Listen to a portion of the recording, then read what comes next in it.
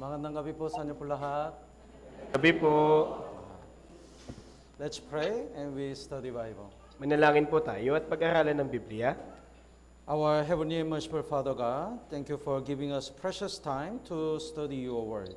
Ama naming nasa langit na mahabagin, salamat na pinahintulutan niyo kami ng mahalagang oras na makapag-aral ng iyong salita. We are all present before God. Kami ngayon ay lahat na nakatayo sa harapan ng Diyos And please give us the humble heart to understand your word. at pakiusap po, pagkalooban niyo po kami ng mapagkumabang puso na maunawaan ang iyong pong salita. And we believe that Bible is really word of God. At naniniwala kami na yung Biblia ay tunay na salita ng Diyos. And we know that we cannot go to heaven because of our sins. At naunawaan namin dito na hindi kami makakapasok sa langit dahil sa aming mga kasalanan. So please help us to understand how to be forgiven and go to heaven. Kaya pakiusap po, tulungan niyo po kami na maunawaan kung paano mapapatawad sa kasalanan at makakapasok sa langit. When we study your word today, please help us to understand our spiritual condition before God. Sa pag-aaral po namin ng salita mo sa araw na ito, pakiusap po, tulungan niyo po kami na maunawaan yung aming espiritual na problema. We commit the rest of time in your mighty hands. We pray in the name of Jesus Christ. Pinagkakatiwala namin yung natitirang oras sa iyong makapangyarihang kamay. Dalangin po namin ito sa pangalan ng Panginoong Jesucristo. Amen. Amen. So as we studied in the last sessions, the Bible is really word of God. Kaya gaya ng mga napag-aralan po natin ng mga nakaraang session, yung Biblia po ay tunay na salita ng Diyos. So to show that the Bible is word of God, God already prepared so many evidences. Kaya para may pakita sa atin na yung Biblia ay tunay na salita ng Diyos, inihanda po ng Diyos yung maraming ebidensya. And today we will check our spiritual condition. At sa araw naman na ito, pag-aaralan natin yung ating spiritual na kalagayan. When we study the Bible, we know God is a creator. Kaya pag pinag-aaralan natin yung Biblia, makikilala natin yung Diyos na tagapaglikha. So everything is designed by God. Na lahat ng bagay ay dinisenyo ng Diyos. And also, when we look at the history, we can see how God ruled over the world. Gayon din po, kapag pinagmasdan natin yung kasaysayan, makikita natin kung paano po ito pinamahalaan ng Diyos. So whenever we check the past history, we can see the evidence. Kaya sa tuwing pinagkaaralan at sinusuri natin yung mga sinaunang kasaysayan, nakikita natin yung mga ebidensya. And whenever we check how God fulfilled His prophecies, we can see the achievement. At kapag nakikita naman natin na kung paanong sinasakatuparan ng Diyos yung propesiya, nakita natin na ito po ay tinupad ng Diyos. So yesterday, we studied what will happen during 7 years tribulation. Kaya kahapon po, pinag-aralan natin yung mga bagay na mangyayari sa panahon ng 7 taong kapigatian. Antichrist forced people to receive the 666 mark. Pipilitin po ni Antikristo na magpatatak yung mga tao ng tanda ng 666.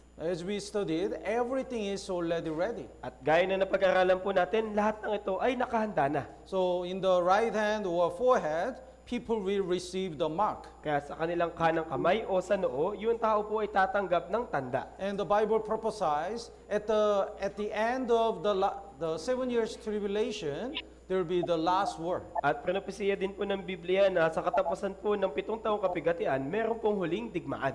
That war will happen in the Armageddon. At mangyayari po yung digmaan na to sa lugar ng Armageddon. That's why it's called the Armageddon War. Kaya yung tawag po dito ay Armageddon War. Bible clearly prophesies the people will use the nuclear bomb. Kaya malinaw na propesiya ng Biblia na gagamitin ng tao yung nuclear bomb. So God shows us He knows everything and He can do everything. Kaya pinakita po sa atin ng Diyos na alam niya po yung lahat ng bagay at kaya niyang gawin yung lahat ng bagay. And we cannot deny the Bible is really word of God. At hindi po talaga natin matatanggi na yung Biblia ay tunay na salita ng Diyos. Basahin po natin ng sabay-sabay. 3, 2, 1. At ito ang buhay na walang hanggan, na ikaw ay makilala nila na iisang Diyos na tunay at si Jesucristo na iyong sinugo. Yes. In order to get salvation, we have to believe the isang Diyos na tunay. Kaya para daw po magkaroon ng kaligtasan, kailangan natin sampalatayanan yung iisang Diyos na tunay. And we have to believe Bible is really truth. At dapat tayong manampalataya na ang Biblia ay katotohanan. Then the Bible says, repent and believe in gospel. At sinasabi ng Biblia na kayo'y magsisi at manampalataya sa Ebanghelyo. When we truly repent, God help us to understand how to be forgiven and go to heaven. Kapag tunay po tayong magsisisi, tutulungan po tayo ng Diyos na maunawaan kung paano makakapasok sa langit. God will help us to understand what Jesus had done for us. Tutulungan po tayo ng Diyos na maunawaan kung ano ba yung ginawa ni Jesucristo para sa atin. But why people cannot truly repent? Pero bakit may mga taong hindi tunay na nagsisisi? The first reason is they don't truly believe the Bible. Yung unang dahilan po, hindi talaga sila naniniwala na ang Biblia ay salita ng Diyos. That's why they are not afraid the hell and God's judgment. Kaya nga wala silang takot tungkol sa impyerno, pati sa paghuhukom ng Diyos. And second reason why the people truly don't repent is because of the worldly desire. At yung pangalawang dahilan kung ba't may mga taong hindi tunay na nagsisisi dahil sa kanilang pagnanais dito sa mundo. Some people's heart is full of worldly desire. Yung puso ng ilang mga tao ay punong-puno po ng mga makamundong bagay. They always worry about how to earn the money, support the family, and how to live well in this world. Kaya nakatuon lang po sila kung paano kikita ng pera, masusuportahan yung kanilang pamilya, ganun din po kung paano mamumuhay na maayos sa mundong to. They don't think about their spiritual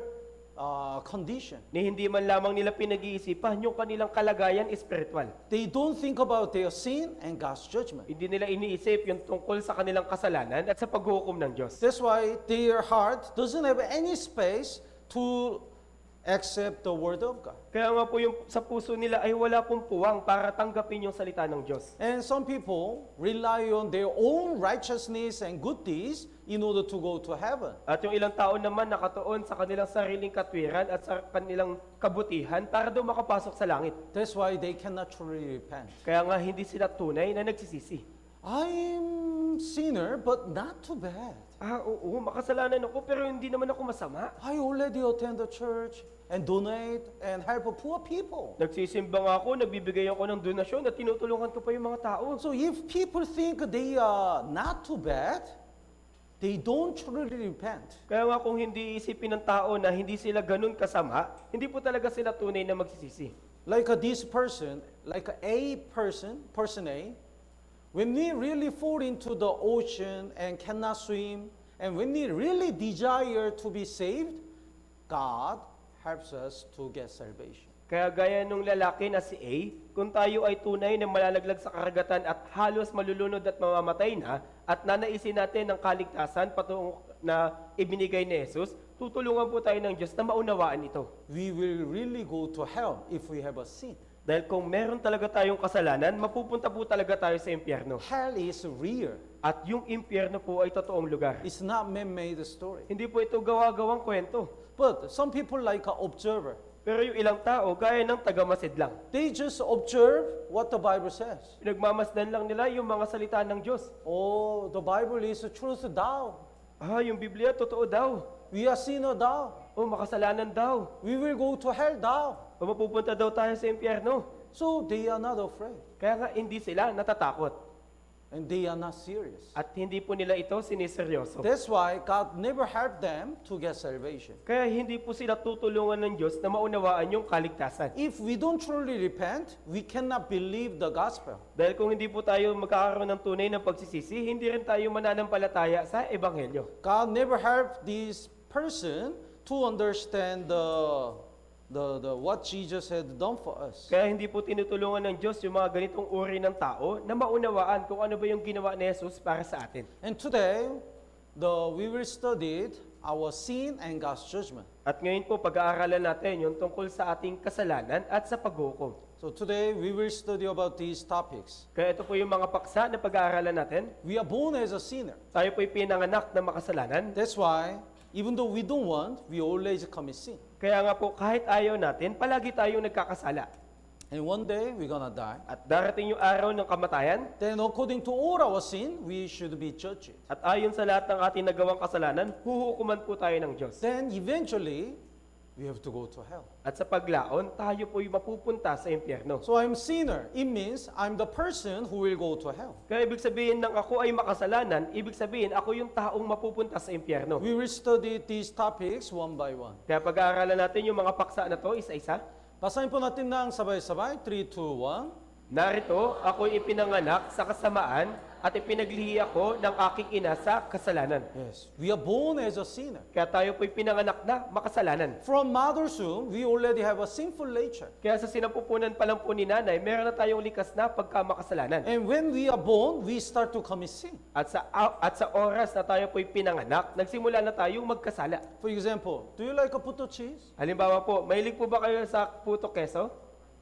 Oh, then with the mold, we can make a puto cheese. Di ba gamit po yung hulmahan, pwede tayo makagawa ng puto keso? But when I drop the mold, mold is twisted. Pero di ba pagka nalaglag po yung hulmahan nito, yung hulmahan po ay masisira. Then since that time, whatever I make a puto cheese, it looks pangit. Kaya nga sa mga panahon na yun, kapag ginagamit ko yung hulmahan na yun at gumagawa ng puto cheese, ito ay pangit na yung itsura. Like this, when God created Adam, he was a good seed. Kaya gaya po nito, nang likain po ng Diyos si Adan, siya po ay mabuting binhi. But since he committed a sin, all the people are born as a sinner. Pero simula nang nagkasala po si Adan, lahat na po ng tao ay pinanganak na makasalanan. That's why Jesus said like this. Basahin po natin ng sabay-sabay. 3, 2, 1. Makikilala ninyo sila sa kanilang mga bunga, nakakapitas ba ng mga ubas sa mga tinikan o ng mga igos sa mga dawagan?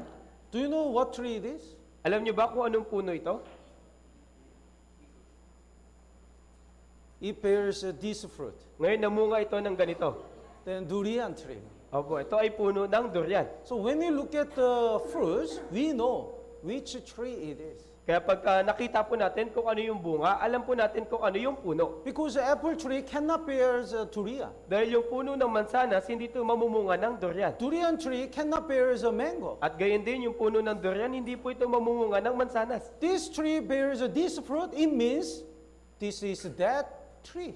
Kaya ito po ay, etong puno na to ay namunga ng ganitong puno, ng ganitong bunga. Kaya ibig sabihin, ito ay ganito po yung puno. Yes. So this tree bears a mango Kaya ito po, namunga po ito ng mangga. because it is a mango tree. Dahil ito po ay puno ng mangga. Why it becomes a mango tree? Bakit Bakit po ito puno ng mangga? It becomes because it comes from mango seed. Dahil galing po ito sa binhi ng mangga. What's the fruit of people? Kaya ano ba yung bunga ng tao? Even though we don't want, we always bear the same fruits. Di ba kahit ayaw po natin, lagi tayong namumunga ng kasalanan. It means we are sin tree. Kaya ibig sabihin, tayo ay puno ng kasalanan. We are sinner.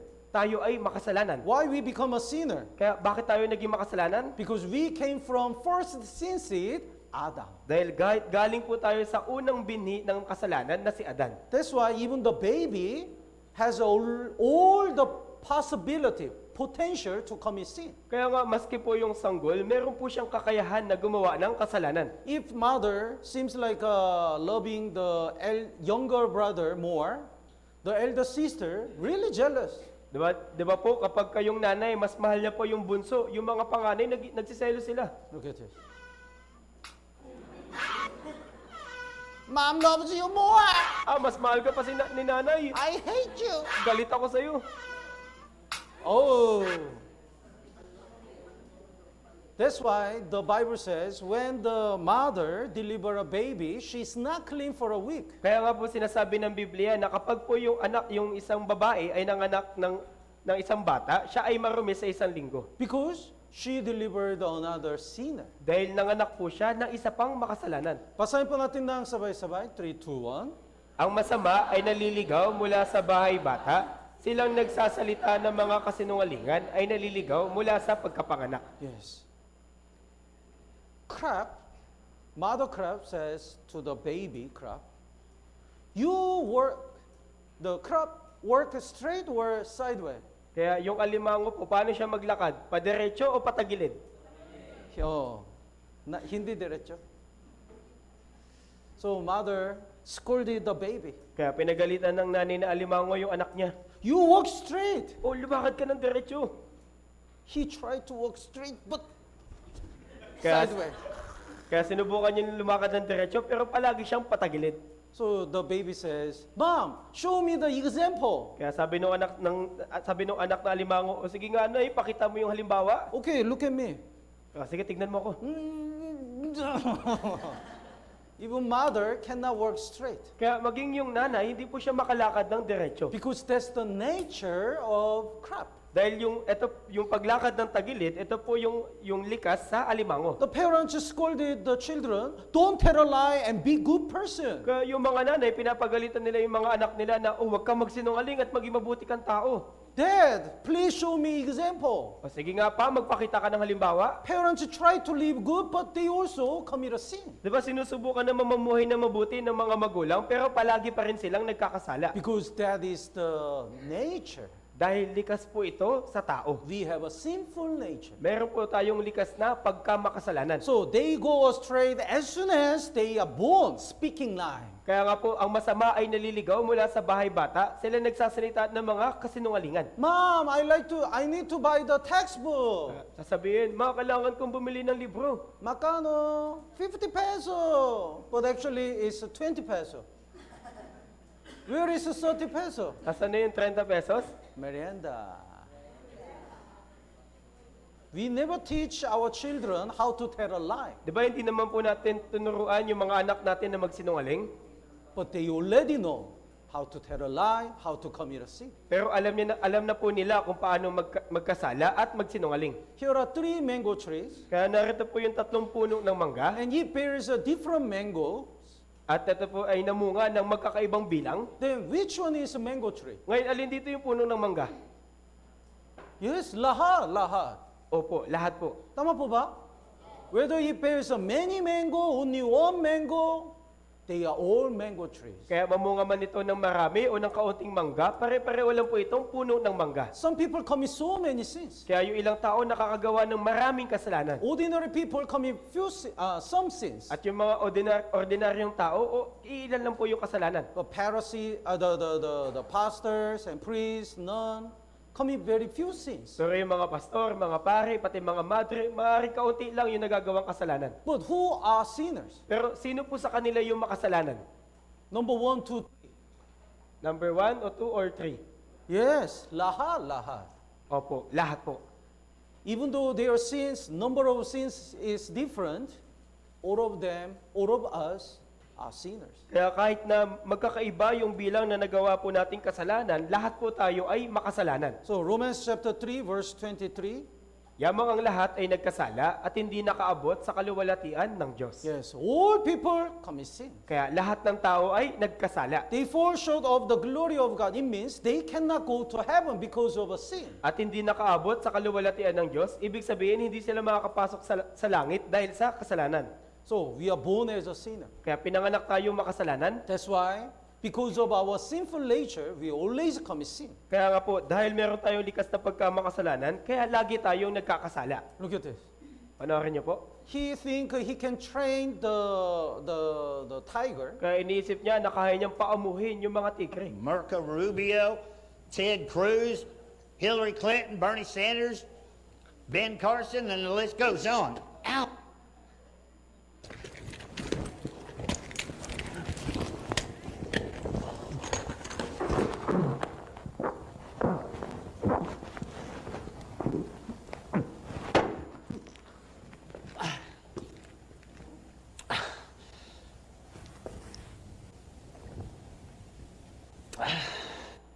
So he really misunderstand. He can tame the tiger.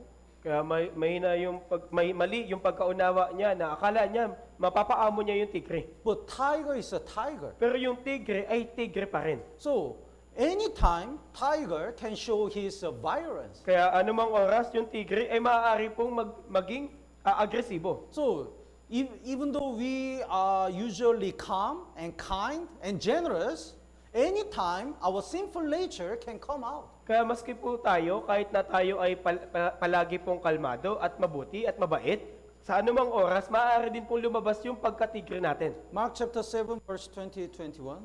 Sinabi pa niya, ang lumalabas sa tao, ang nakapagpaparami sa tao, sapagkat mula sa loob, mula sa puso ng tao, lumalabas ang masasamang pag-iisip, pakikiapid, pagnanakaw, pagpastang. Our heart is full of sinful nature. Kaya yung puso po natin ay puno ng likas na pagkamakasalanan. Especially we have evil thoughts. Lalong-lalo na punong-puno tayo ng masasamang kaisipan. That's why whatever comes from our heart, it's a sin. Kaya nga anuman po yung lumalabas mula sa ating puso ay kasalanan. So we have to understand our sins start from our heart. Kaya dapat nating maunawaan na yung kasalanan ay nagbumula sa puso. And it comes through our mouth. At ito ay lalabas sa ating mga pananalita o bibig. And our evil thoughts be performed by our body. At yung mga masasamang pag-iisip na iniisip natin ay maaaring gawin ng ating katawan. The problem is, 1 Samuel chapter 16 verse 7. This verse is very important. Basahin po natin ng sabay-sabay. 3, 2, 1. Sapagkat hindi tumitingin ang Panginoon na gaya ng pagtingin ng tao. Ang tao ay tumitingin sa panlabas na anyo, ngunit ang Panginoon ay tumitingin sa puso. God look at our heart. Kaya tinitignan po ng Diyos yung puso natin. That's why even though we don't commit a sin with our word and the body, if we think the sin, it's already sin before God. Kaya nga po kahit hindi po tayo makagawa ng kasalanan gamit ang pananalita at ang ating katawan, pero kung tayo ay mag-isip lamang po ng kasalanan, ito po'y kasalanan na sa harapan ng Diyos. So in this world, when we commit a sin with the word and body, that's the sin. Kaya sa mundo pong ito, kapag ka nagkasala ka gamit ang pananalita o ng iyong katawan, ito ay kasalanan. Because people cannot look at our heart. Dahil hindi po nakikita ng tao yung ating puso. But before God, when we commit a sin in our heart, not only the sin in the heart, but also the sin with the word and the body, they are all sins before God. Pero sa mata po ng Diyos, yung hindi lamang po yung kasalanan sa puso, kundi pati po yung kasalanan na sinasabi natin at ginagawa natin ay lahat kasalanan sa harapan ng Diyos. Each country has a different law, right? Kaya di ba, bawat bansa ay magkakaiba ang batas. Philippines has a Philippine law, Singapore has a Singapore law. Kaya meron tayong batas sa Pilipinas at may batas din po yung Singapore. In Singapore, if you chew the gum on the street, you have to pay the penalty, 33,000 pesos. Kaya sa Singapore po, kapag ka ngumuya ka ng bubble gum sa kalsada, magmumulta ka po ng 33,000 pesos. So one man chewing the gum, Yeah. chewing gum in the street. Kaya may isang lalaki na ngumuya ng bubble gum sa kalsada Then policeman saw him. at nakita siya ng pulis. You got, come. O ikaw, lapit ka dito. I have to pay the fine. Oh, magbabayad ako ng multa. So on the way, he swallowed the gum. Kaya nung papalapit siya, nilunok niya po yung bubble gum. He said, "Sir, I didn't chew the gum." Kaya sabi niya, sir, hindi po ako ngumuya ng bubble gum. Wala. O, tignan mo, wala. Oh, you tell a lie. Ano, sinungaling ka. Let's go to the hospital. O, sige, pumunta tayo sa ospital. In the hospital, he took an X-ray. Kaya sa ospital, nagpa-x-ray siya. There is a chewing gum on the stomach. At meron pong bubble gum doon sa tiyan niya. See, you chew the gum, O, di ba, ngumuya ka ng bubble gum? pay the penalty. O, magpahid ka. So, that's the law of Singapore. Kaya ito po yung batas sa Singapore. But is it problem to chew the gum in Philippines? Pero problema ba yung pagnguya ng bubble gum sa Pilipinas? Walang problema because we have a different law. Wala po yung problema dahil iba yung batas natin. So even though we commit a sin in our heart, that's not the problem in this world. Kaya kahit magkasala po tayo sa ating puso, hindi po yung problema sa mundong to. But in order to go to the kingdom of God, that will be the problem. Pero para makapasok po sa kaharian ng Diyos, ito po yung malaking problema. So the 1 Samuel chapter 2 verse 3, talk no more so very proudly. Kaya sinabi po ng unang Samuel, wag na kayong magsalita ng may kapalaluan. It means God will judge our word. Kaya ibig sabihin po nito, hahatulan ng Diyos yung mga sinasabi natin. And ang mga kilos, At ang mga kilos ay kanyang tinitimbang. it means God will judge our action. At ibig sabihin din ito, hahatulan ng Diyos yung mga ginagawa natin. And the Proverb chapter 24 verse 12, yellow part, hindi ba? Basahin po natin ng sabay-sabay. 3, 2, 1. Hindi ba niya alam ang sa mga puso'y tumitimbang? Yes, yes. Sa mga puso.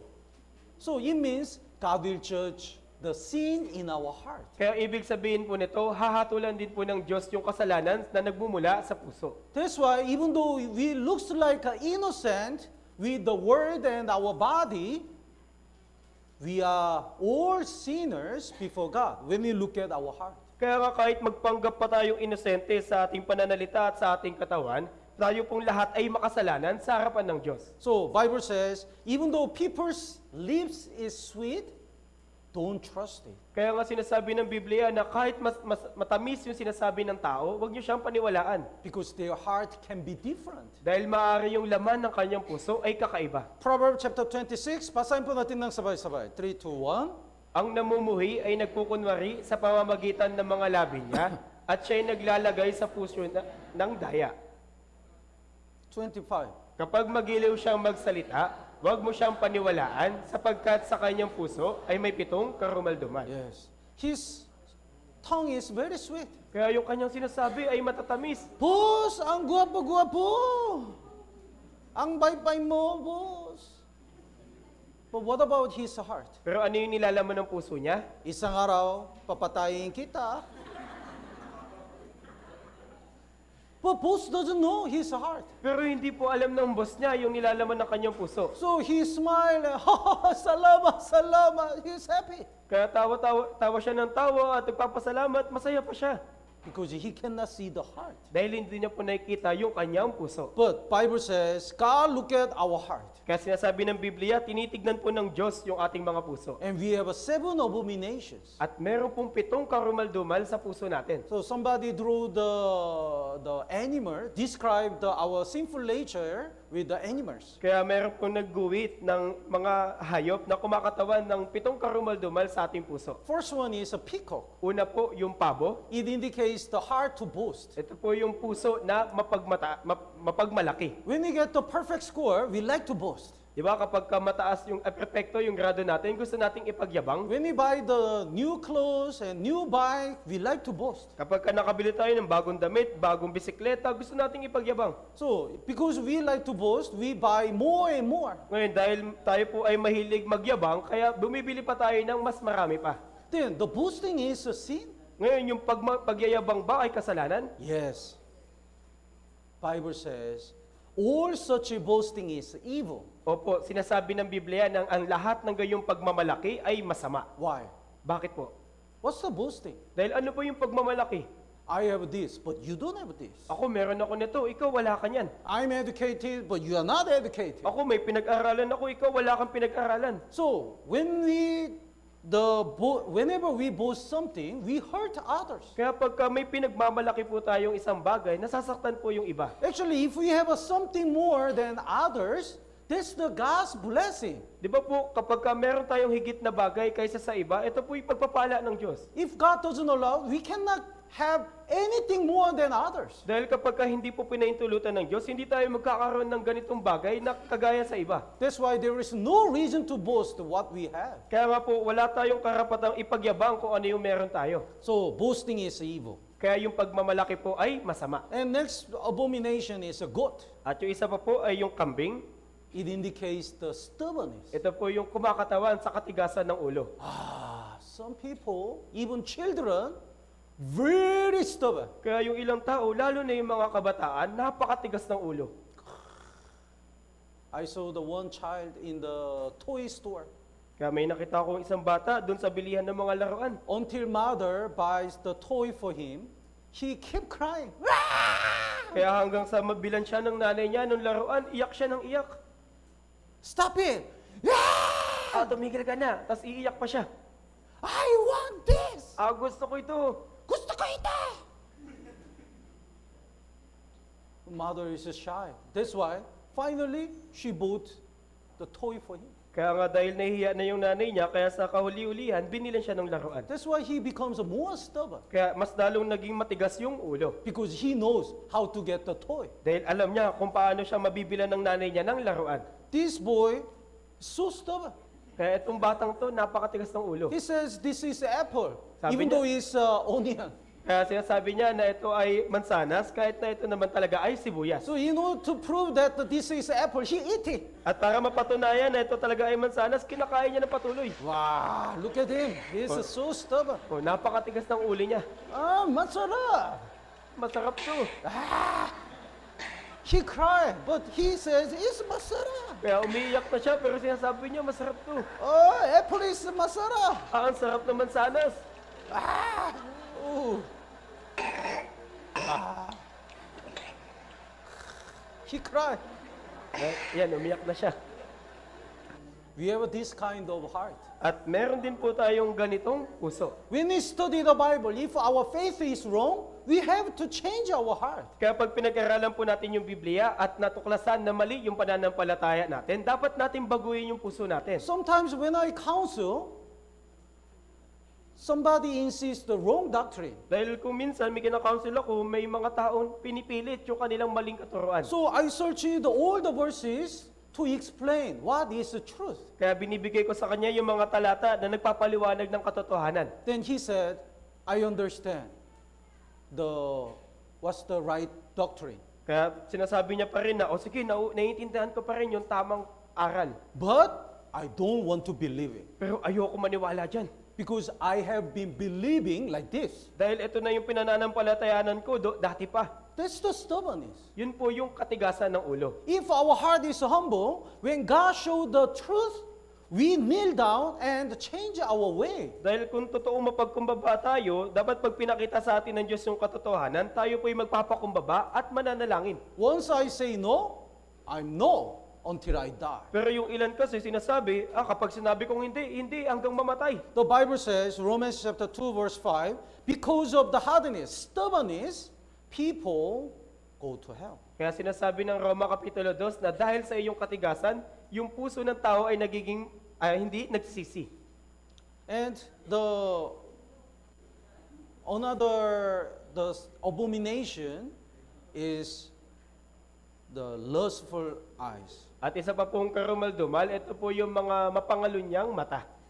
The goat eye looks so lustful. Kaya yung mata po ng kambing, ito po ay mapangalunya. We have a lust in our heart. Kaya meron po tayong mapangalunyang puso sa ating mata. So when the beautiful lady walk on it, the older man watch the lady. Oh.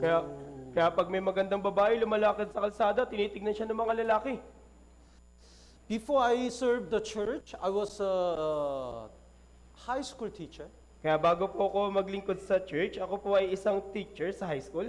And one day when I went to school, our students sit in the bench and say 90. At nung isang araw po, nung ako pumunta sa eskwelahan, meron po akong estudyante na nakaupo, sabi niya, 90. Then another friend says, no, 70.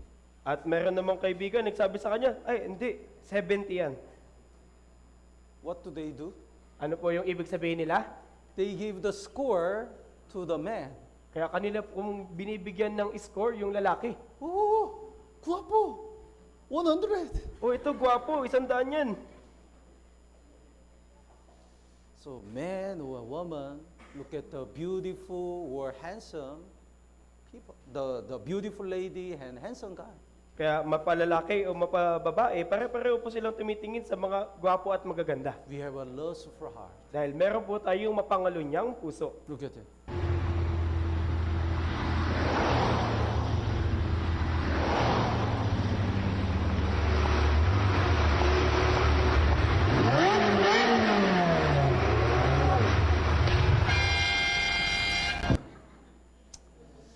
So when we stand before God, the angel will read the list of our sins. Kaya pag tumayo na po tayo sa harapan ng Diyos, babasahin po ng mga anghel yung ating nagawang kasalanan. Lord, this man committed sexual sins 10,000 times. Panginoon, itong lalaking to, nangalunya siya ng 10,000 ulit.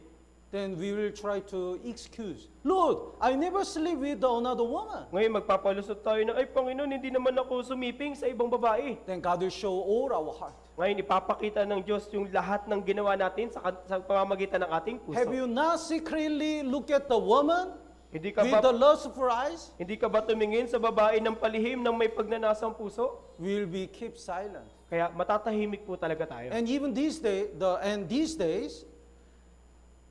the homosexual sin is serious. Maski po sa panahon natin, yung homosexual na kasalanan ay napakatindi na. Leviticus chapter 18 verse 22. Would you read? Huwag kang sisiping sa lalaki na gaya ng pagsiping mo sa babae, ito ay karumaldumal. Man to man, woman to woman. That sin is really serious sin. Kaya yung lalaki sa lalaki, babae sa babae, ito pong kasalanan ay karumaldumal.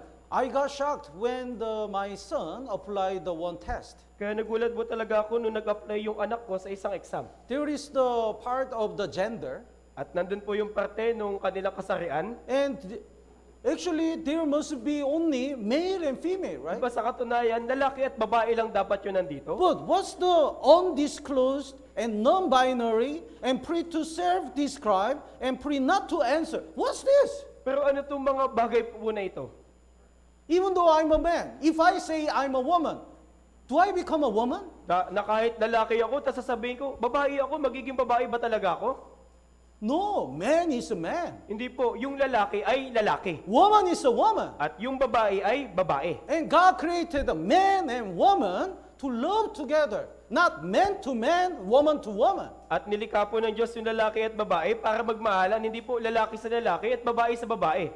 And sleeping together is only allowed to the husband and wife. At makitulog, at yung pagsisiping po ay pinahintulutan lamang po sa asawang lalaki at asawang babae. But if we sleep with another gender without marriage, that's already sexual sin. Ngayon, kung tayo po isisiping sa lalaki o babae nang hindi pa kasal, ito po ay karumal-dumal.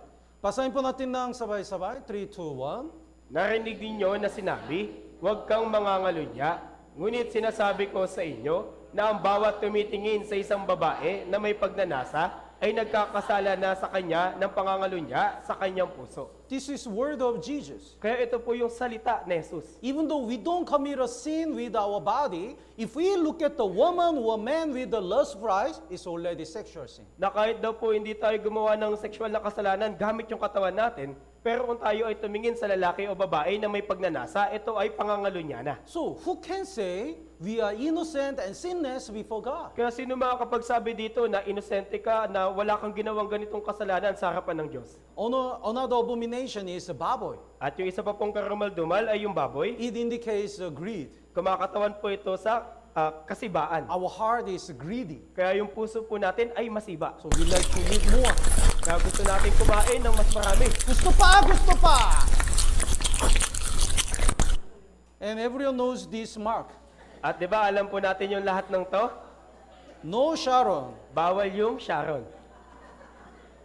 After party, uy, no Sharon, no Sharon ha? Pagkatapos ng party, sasabihin, bawal na mag-Sharon. Oh.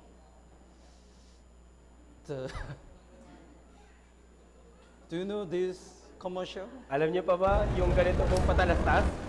This mother, Kain tayo, may Greedy. dalang merienda. Kaya yung nanay po na ito, masiba. so she brought everything from party. Kaya inuwi niya lahat nung nandun sa party.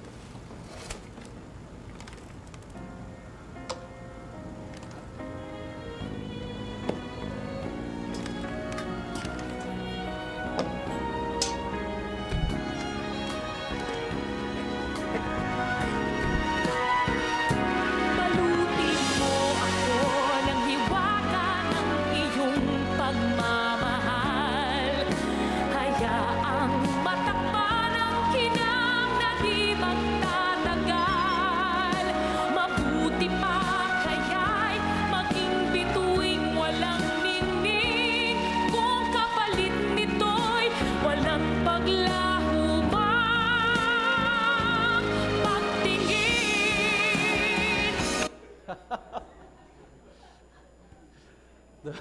Walang Sharon.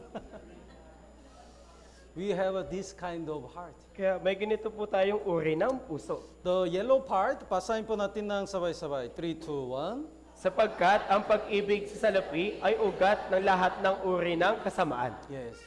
Sometimes we like to eat more. At di ba minsan gusto pa natin kumain ng mas marami? Sometimes we like to take more money. At minsan din gusto natin kumita ng mas marami pang pera. Because of this greed, we don't hesitate to commit a sin, not hesitate to tell a lie. Kaya dahil sa ganitong pagkasibaan, hindi tayo nagdadalawang isip na magkasala at magsinungaling. And another abomination is a turtle. At yung isa pa pong karumal-dumal ay yung pagong. Depending on the situation, we behave differently. Kaya depende sa kalagayan, yung ating ugali ay iba rin. So, he who covers his sin will not prosper. he must be judged. Kaya siya nagtatakip ng kanyang mga pagsuway ay hindi sasagana, kundi siya ay hahatulan. All of us are expert of hypocrisy, Sa katunayan po, lahat po tayo ay eksperto sa pagiging ipokrito. including me.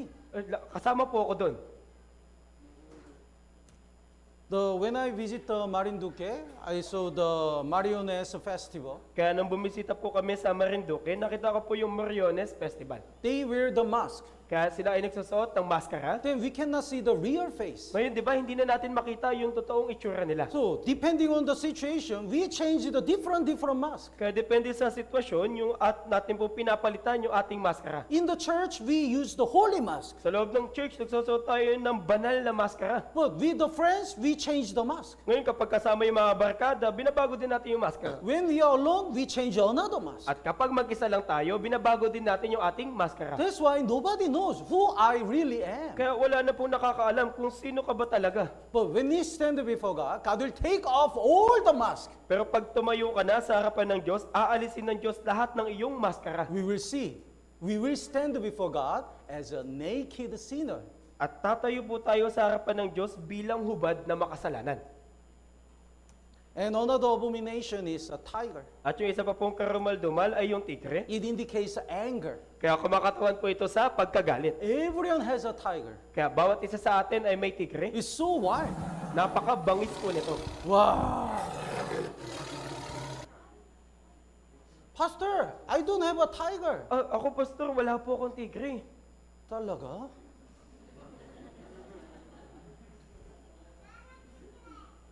I can let you bring out your tiger. Sa katunayan, kaya ko pong palabasin yung tigre mo. If somebody hit your children, if somebody steal your all money, Di ba? Di ba po kapag may nanakit ng inyong anak o kaya may nagnakaw ng lahat mong pera, if somebody hit your face, at lalo na kung may sumampal sa iyong muka, tiger comes out. lalabas yung tigre mo. I never seen my tiger. It means your environment is so nice. Kaya kung hindi mo pa nakikita yung tigre mo, ibig sabihin, mabuti yung kapaligiran mo. Nobody touch your heart. Dahil walang sino man yung umihipo ng iyong puso. Nothing make you get angry. Ni walang sino man yung nagiging dahilan ng iyong pagkagalit. But still, we have a tiger. Pero gayon pa man, meron ka pa rin pong tigre. Looks handsome. Ito, di ba, mukhang gwapo siya. But he killed the 13 students. Pero pinatay niya po yung 13 na estudyante. He was bullying by other students. Dahil noon po siya ay binubuli ng ibang estudyante. That's why he really got angry and shoot Kaya- other students. Kaya labis po siya nagalit, kaya pinagbabaril niya po yung iba niyang mga kamag-aaral. Anyone can be a murderer. At bawat isa po sa atin, maaari po maging mamamatay tao. 2 women fought Kaya may dalawang babae dito na nag-aaway. because one woman threw the trash in the neighbor. Dahil may isang babae na winawalis yung basura niya doon sa kapitbahay niya.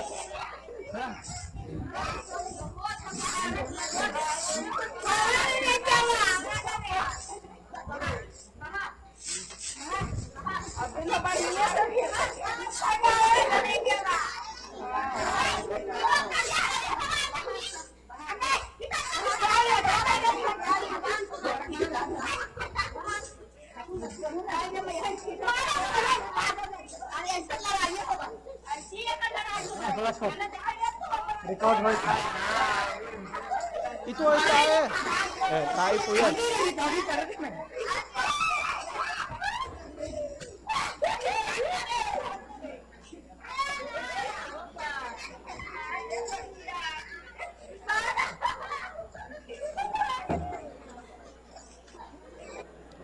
Sometimes we cannot control our emotion. Kaya di ba minsan hindi po natin makontrol yung emosyon natin? Then, would you read? Narinig din nyo na sinabi sa mga tao noong unang panahon, huwag kang papatay at ang sino man pumatay ay mananagot sa hukuman. Yes, we shall not murder. Opo, huwag talaga dapat tayong pumatay. But Jesus said one more verse. Pero may sinabi pa pong isang talata sa Jesus. Next verse, basahin po natin ng sabay-sabay. 3, 2, 1. Ngunit sinasabi ko sa inyo na ang bawat napubuot sa kanyang kapatid ay mananagot sa hukuman at ang sino mang magsabi sa kanyang kapatid, Raka, ay mananagot sa Sanhedrin at ang sino mang magsabi, ulol ka, ay magdurusa sa nag-aapoy na impyerno. Whoever despises others, whoever gets angry, will be in judge. Kaya nga po, sino man po yung manghamak o kaya sino man daw po yung magalit ay mananagot sa hukuman. And the last part, they will go to hellfire. At sa kauli-ulihan, sila ay papasok sa nag-aapoy na impyerno. So, the murder starts from the hate in our heart. Kaya yung pagpatay po, nagsisimula po ito sa pagkagalit sa puso. That's why whoever hates his brother is a murderer. Kaya nga daw, sino daw po yung nagalit sa kanyang kapatid ay mamamatay tao na. Then how many times did we hate others? Pero ilang ulit na ba tayo nagalit sa iba? All of us are murderers before God because God look at our heart. Kaya lahat po tayo ay mamamatay tao sa mata ng Diyos dahil ang Diyos ay nakatingin sa ating mga puso. Tama po ba? Yes. Even though you deny, it's true. At kahit itanggi mo pa po ito yung katotohanan. And this is 10 commandments. At ito po yung 10 utos. From 10 to 1, when it goes up, it becomes a more serious commandment. Kaya mula sa ika-10 utos hanggang sa ika-unang utos, kapag pataas po ito ng pataas, ito ay palala ng palala na kasalanan. So sixth commandment is you shall not murder. At yung ika-6 na utos po ay huwag kang papatay. But more serious commandment is the number 5. Pero yung, Honor your father and mother. pero yung pinakaseryoso pong kautusan ay yung igalang mo ang iyong ama at ina. So if we don't respect our parents, it's more serious sin than killing the person. Kaya kung hindi po natin ginagalang yung ating ama at ina, ito po ay mas malalang kasalanan kaysa pagpatay. Sometimes we don't respect our parents. Minsan kasi hindi natin ginagalang yung ating mga magulang. Sometimes we shout to our parents. Minsan sinisigawan pa natin sila. Sometimes we shut the door very loudly and we don't talk. At kung minsan pinagsasara natin sila ng malakas na pinto at hindi natin kinakausap.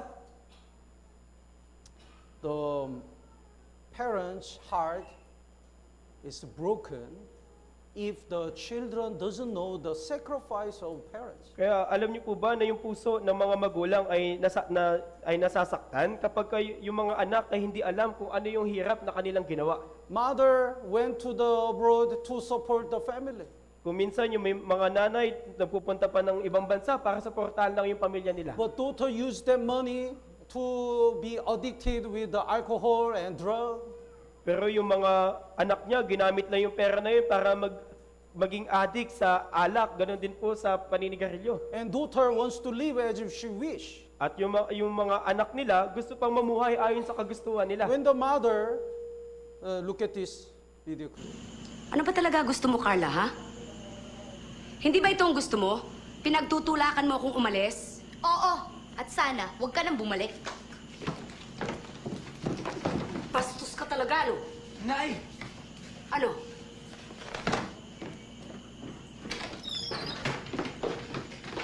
Ano? Lalayas ka na naman? Ha? Sige, lumayas ka. Layas! Talagang lalayas ako! Oo! Tuluyan mo sirain ang buhay mo! Sige, layas! Magpakabuang ka sa bisyo mo! Magpakasawa ka sa mga Oo, lalaki mo! gagawin ko talaga Sige, yan! lumayas ka! Magpabuntis ka! Nay, tama na. Tignan ko lang kung respetuhin ka ng anak mo. Kapag asin na lang ang inuulam nyo, Kung magkakaanak man ako, sisiguraduhin kong magkasama kami sa hirap at ginawa. Hindi ko siya pagpapalit dahil lang sa pera! kapal ng mukha mo! Nay! Nay! Kapal ng mukha mo! Wala ka... Mom's heart is torn. Kaya yung puso po ng nanay ay napunit. Mother and father sacrifice everything, but sometimes children don't understand and don't respect. That is a really big sin. Kaya yung mga nanay at tatay ay nagsasakripisyo para sa kanilang mga anak, pero hindi ito iniintindi, hindi nila ginagalang yung kanilang mga magulang, kaya ito po yung malaking kasalanan. In Romans chapter 1, there is the list of the people who will go to hell. Kaya sa Roma Kapitulo 1 po, nandito po yung listahan ng mga taong pupunta sa impyerno. One of them is disobedient to parents. At yung isa dito ay yung mga suwail sa mga magulang. And another abomination is a snake. At yung isa pa pong karumal-dumal ay yung ahas. Snake has a poison. Kaya yung ahas po ay may lason. Sometimes our word is so poisonous. At kung minsan yung ating mga sinasabi ay nakakalason. The James chapter 3 verse 8, basahin po natin ng sabay-sabay. 3, 2, 1. Subalit ang dila ay hindi napapaamo ng tao, isang hindi napipigilang kasamaang puno ng lasong nakamamatay. Have you seen the Cobra show? Kaya nakapanood na po ba kayo ng palabas ng Cobra? Look at it. Kaya panoorin niyo po. So this man trained the cobra. Kaya pinapaamo po ng lalaking ito na yung cobra. But we cannot train our tongue. Pero hindi po natin mapapaamo yung ating dila. That's why sometimes we speak what we are not supposed to speak. Kaya nga kung minsan, sinasabi natin yung mga bagay na hindi dapat natin sabihin. And our word is so harsh. At yung ating sinasabi ay mapanakit. The Bible says, full of deadly poison. Kaya sinasabi ng Biblia na puno ng lasong nakamamatay. The Proverbs chapter 12 verse 18, there is one who speaks like piercings of sword. Kaya sabi dito, mga salitang padalos-dalos ay parang ulos ng espada. When our body is hurt, after some months, it can recover. Di ba kapag yung katawan po natin ay nasugatan, ilang buwan lang po yung makalipas, ito ay gagaling. But when our heart is hurt by harsh word, we never forget. Pero kapag yung puso po natin ay nasasaktan ng mga masasakit na salita, hindi po ito nakakalimutan. So there is not only the physical violence, but also verbal violence. Kaya meron po tayong physical na pananakit at meron din po tayong yung pananalitang nakakasakit. The Bible says their throat is open tomb. Kaya sinasabi ng Biblia na ang kanilang lalamunan ay isang libingang bukas. When you look at the tomb, it looks clean. Kaya di ba kapag titignan po natin yung kabaong, ay yung libingan, ito po yung mukhang malinis. Coffin. Tomb. The memorial, what do you call? Memorial. Funeral. Funeral?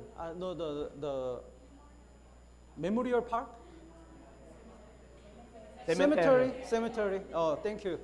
When we go to the cemetery, there are so many tombs. Right? Kaya di ba kapag pupunta po tayo sa sementeryo, napakarami pong libingan. And no problem. At wala namang problema. Everything looks clean. Dahil lahat naman ay mukhang malinis. When our tongue is closed, it's clean. Kaya It looks okay. Kaya kapag yung bibig po natin ay nakatikom, mukha po itong malinis at okay lang. But Bible says our tongue, our throat is like open tomb. Pero sinasabi ng Biblia na yung ating bibig ay gaya ng bukas na libingan. When it's open, there is a disgusting dead body and smelly and maggots. So disgusting. Kaya pagka binuksan natin yung isang libingan, napakarami pong maruruming bagay, mga nakakadiring bagay, at may mga uod pa. When you open the mouth, we speak a lie and the harsh word and curses. Kaya pag binuksan natin yung ating bibig, tayo yung nagsisinungaling, nagsasalita ng masakit na salita. So the Bible says, should you read? Ang kanilang lalamunan ay isang libingang bukas, sa pamagitan ng kanilang mga dila ay gumagawa sila ng pandaraya. Ang kamandag ng mga ulupong ay nasa ilalim ng kanilang mga labi, ang kanilang bibig ay puno ng panunumpa at kapaitan. We will be judged because of our word. At tayo po ihahatulin ng Diyos dahil sa ating mga sinasabi. And another abomination is palaka. At isa pa pong karumal-dumal ay yung palaka. Maingay o hindi maingay? Sobrang maingay. Gakwal. It's talking about, it indicates the talking about others. Kaya kumakatawan po yung palaka sa chismisan. It's talking about gossip. Kaya kumakatawan ito sa chismis. Hey, did you hear that? Uy, narinig mo na ba yun? This is a top secret. Ay, top secret to. Don't tell Huwag mo anyone. sasabihin sa iba. Okay, tell me. O sige, sabihin mo sa akin. Talaga? When you know the someone's secret, we like to share. Di ba pagka may nalaman tayong sekreto ng iba, gusto natin itong sabihin sa iba? So we go to another friend. Kaya pumunta tayo sa iba nating kaibigan. Did you hear that? Uy, alam mo na ba to? This is a top secret. Don't tell anyone. Top secret to, huwag mo sasabihin sa iba. Okay, tell me. O sige, sabihin mo sa akin. Talaga? So there is no secret in the village. Kaya wala na pong naging sekreto doon sa isang village. Gossiping is a sin. Kaya yung chismisan po ay kasalanan. Would you read? Hindi lamang mga tamad, kundi mga chismosa at mga pakialamera na nagsasalita ng mga bagay na hindi nararapat. So, visit the house to house. Kaya bumibisita daw po sila sa bahay.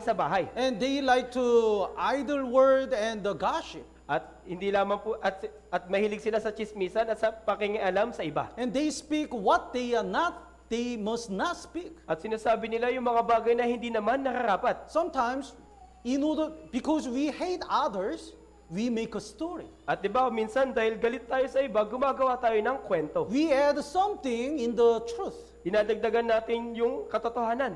That is a sin. At yun po ay kasalanan.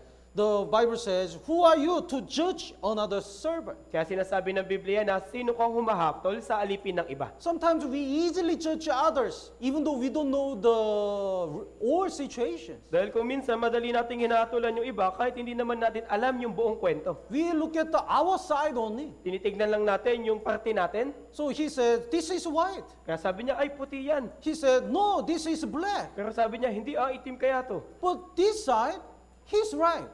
Pero yung kabilang panig, tama naman siya. So easily, sometimes we judge others. Kaya kung minsan, madali po nating hinahatulan yung iba. The husband prepared the dinner for the wife. Kaya may isang asawang lalaki po naganda ng hapunan sa kanyang asawang babae. Hey, kid. What you got? Now, come on.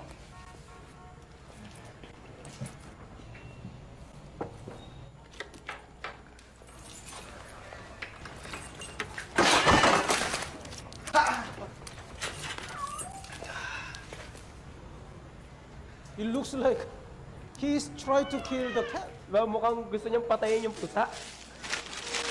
He's eating the chocolate cake. At siya, kumakain siya ng tsokolate. Look at the cute dog.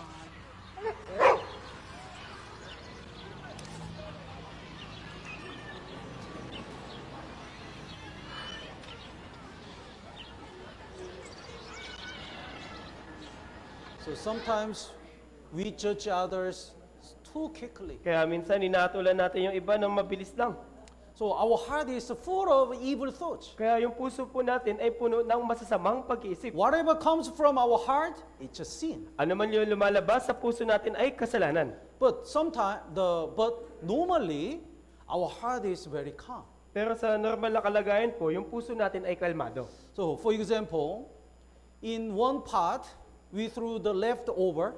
Kaya halimbawa po, sa isang lalagyan, nilagyan po natin ito ng mga natirang pagkain. Then after some days, all the dirty waste food sink Ngayon, in the bottom.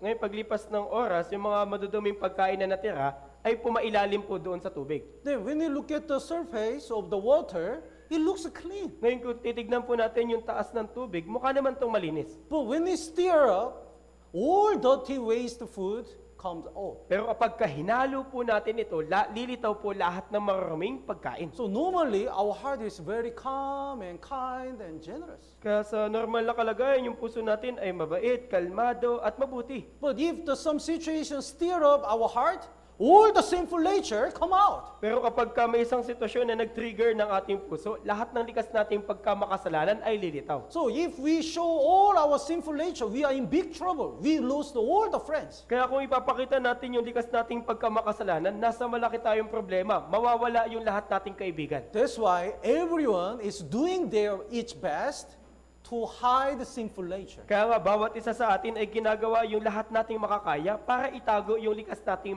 pagiging makasalanan. By religion, education, and good works, we try to hide our sinful nature. Sa pamamagitan ng reliyon, ng pinag-aralan, ng mabubuting ginawa, tinatago natin yung likas nating pagkamakasalanan. And people look at the appearance. At yung tao, nakatingin lang sila sa labas na anyo. That's why they say, oh, you are a good Kaya nga person. sinasabi nila, mabuti kang tao. You are other people. Tinutulungan mo yung ibang tao. You are so kind. Napakabait mo naman. But God look at the heart. Pero tinitignan ng Diyos yung puso mo. God will say, are you really good?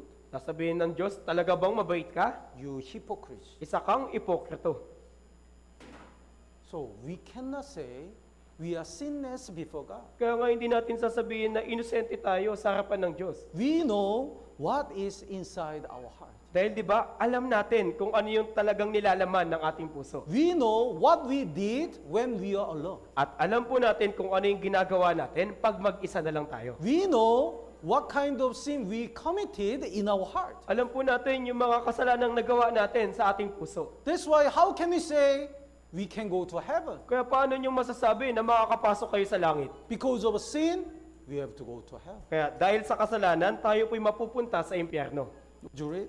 Inaangkin nilang kilala nila ang Diyos Ngunit Yes. sa So they said they know God, they believe in God. kaya sinasabi nila na kilala daw nila yung Diyos at naniniwala sila sa Diyos. But in works, they deny Him. Ngunit sa pamagitan ng kanilang mga gawa ay kinakaila nila. Being abominable, disobedient, and disqualified for every good work. They are hypocrites. Palibasa sila'y kasuklam-suklam at mga masuwayin at hindi naaangkop sa anumang gawang mabuti. Ibig sabihin, ito yung mga taong ipokrito. So Jeremiah chapter 17 verse 9. Basahin po natin ng sabay-sabay. 3, 2, 1. Ang puso ay mandaraya kaysa lahat ng bagay at lubhang napakasama. Sinong makakaunawa nito? Yes. What is the dirtiest thing in the world? Kaya ano yung pinakamaruming bagay sa buong mundo? Tayo. Yung tae ba? Tayo. No. Ang puso ko. Ang puso ko. Ang puso ko.